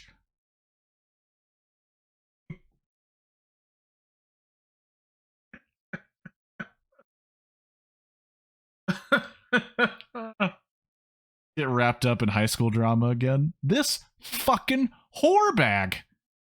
Fucking trifling with another woman's man. Just a crush, and it's just high school, but it's just, oh, it's fun. Yes, I know. So I storm over there, and I'm like, hey, bitch. And Grace drops the nacho on her shirt, because of course she does. And Emma R is just like, glares at me. Let's throw hands. Grace, nothing has come up. I don't know who that is. Grace is the... Fuck. Oh, I don't know. I don't... She said... Who did she say Grace was? No, Dad, please stick with me. Grace is the one nobody really likes. I guess that's me now. Or tortillas. But anyway, nobody will say anything, and I'm just like, you guys suck, which I realize is not the most eloquent thing to say, but I was very angry and really embarrassed, and I just wanted to get out of there. So I left, without nachos, might I add, and only further contributed to the shitty day, and immediately drafted a super long text to the group chat asking them why they've been so weird. And I wrote another one to MR asking how long the Noah thing's been going on, and sorry, I know that's a lot. Are you still following?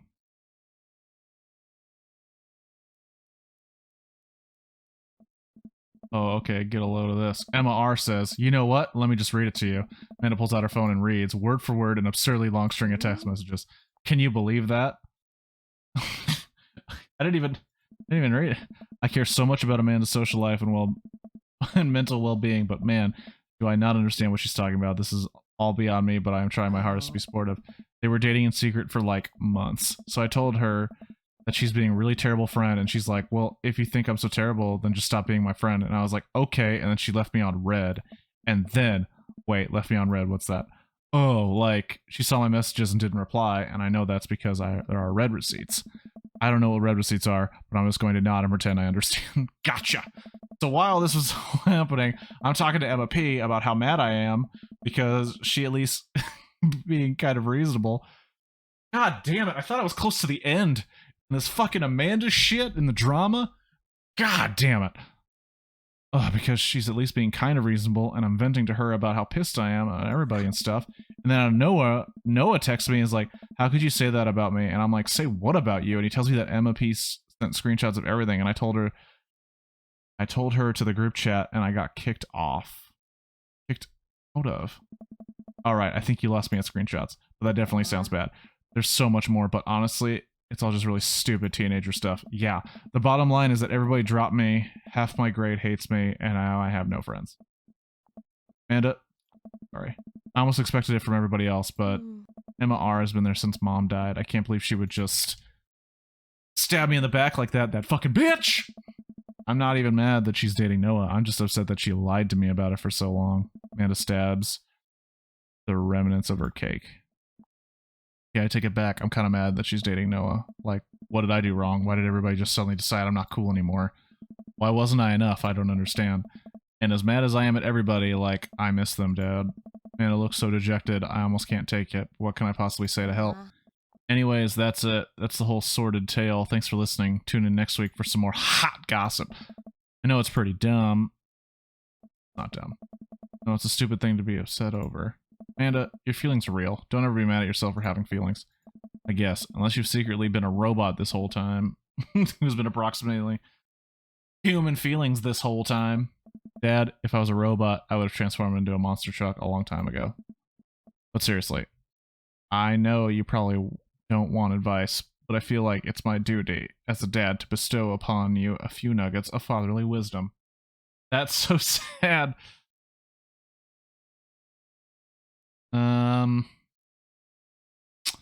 Do I be real? That's the question, right? That's the question right now. Do I be real? Or do I give her a little hope?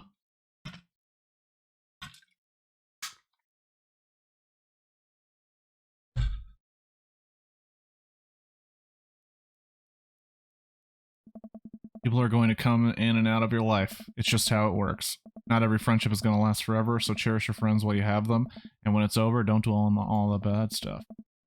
I've had some good times with the MR, but you guys grew apart, learn from it, and keep moving forward. There's so many new friends to make, and they're going to be so much cooler than MR and the rest. ultimately, I think this says way more about her character than it does about yours, because you're amazing. If they can't see that, well, that's their problem. I'll keep that in mind. I look down at the table. Did we just eat the whole cake? Yes, we did just eat the whole cake. Well, good talk. Amanda gets up, go to her room. Before she closes the door, she turns around. Hey, Pops? Yes. Thank you. You are always welcome. Love you, Amanda. You too, Dad. Love you too, Dad. Oh, God, thank God. Welcome. You've got dads. Oh, I just need a fucking break.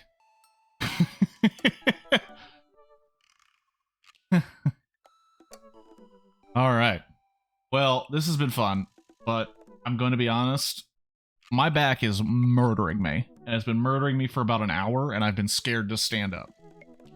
So, I appreciate everybody who came out and hung out. Oops. Past tense, anybody who was watching but not in the chat, I appreciate it. Thank you for the cheer. Oops, I appreciate it. And assuming past tense is here next time, because he bought this game, so I'm only going to play it if he could see it. So he gets his money's worth. I'm going to do that as I'm closing out, oops. But thank you.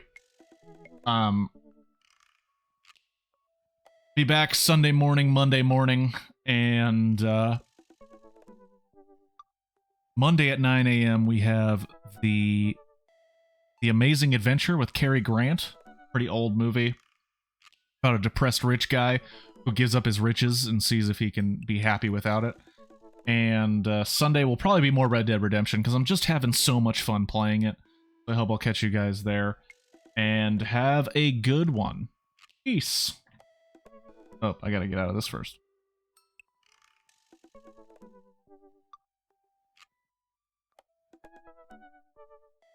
What's probably not Monday morning? No, Sunday morning is gonna be Red Dead Redemption. Anyway.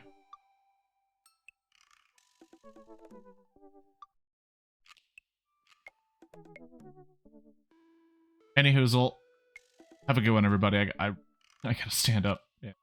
Take some stuff down.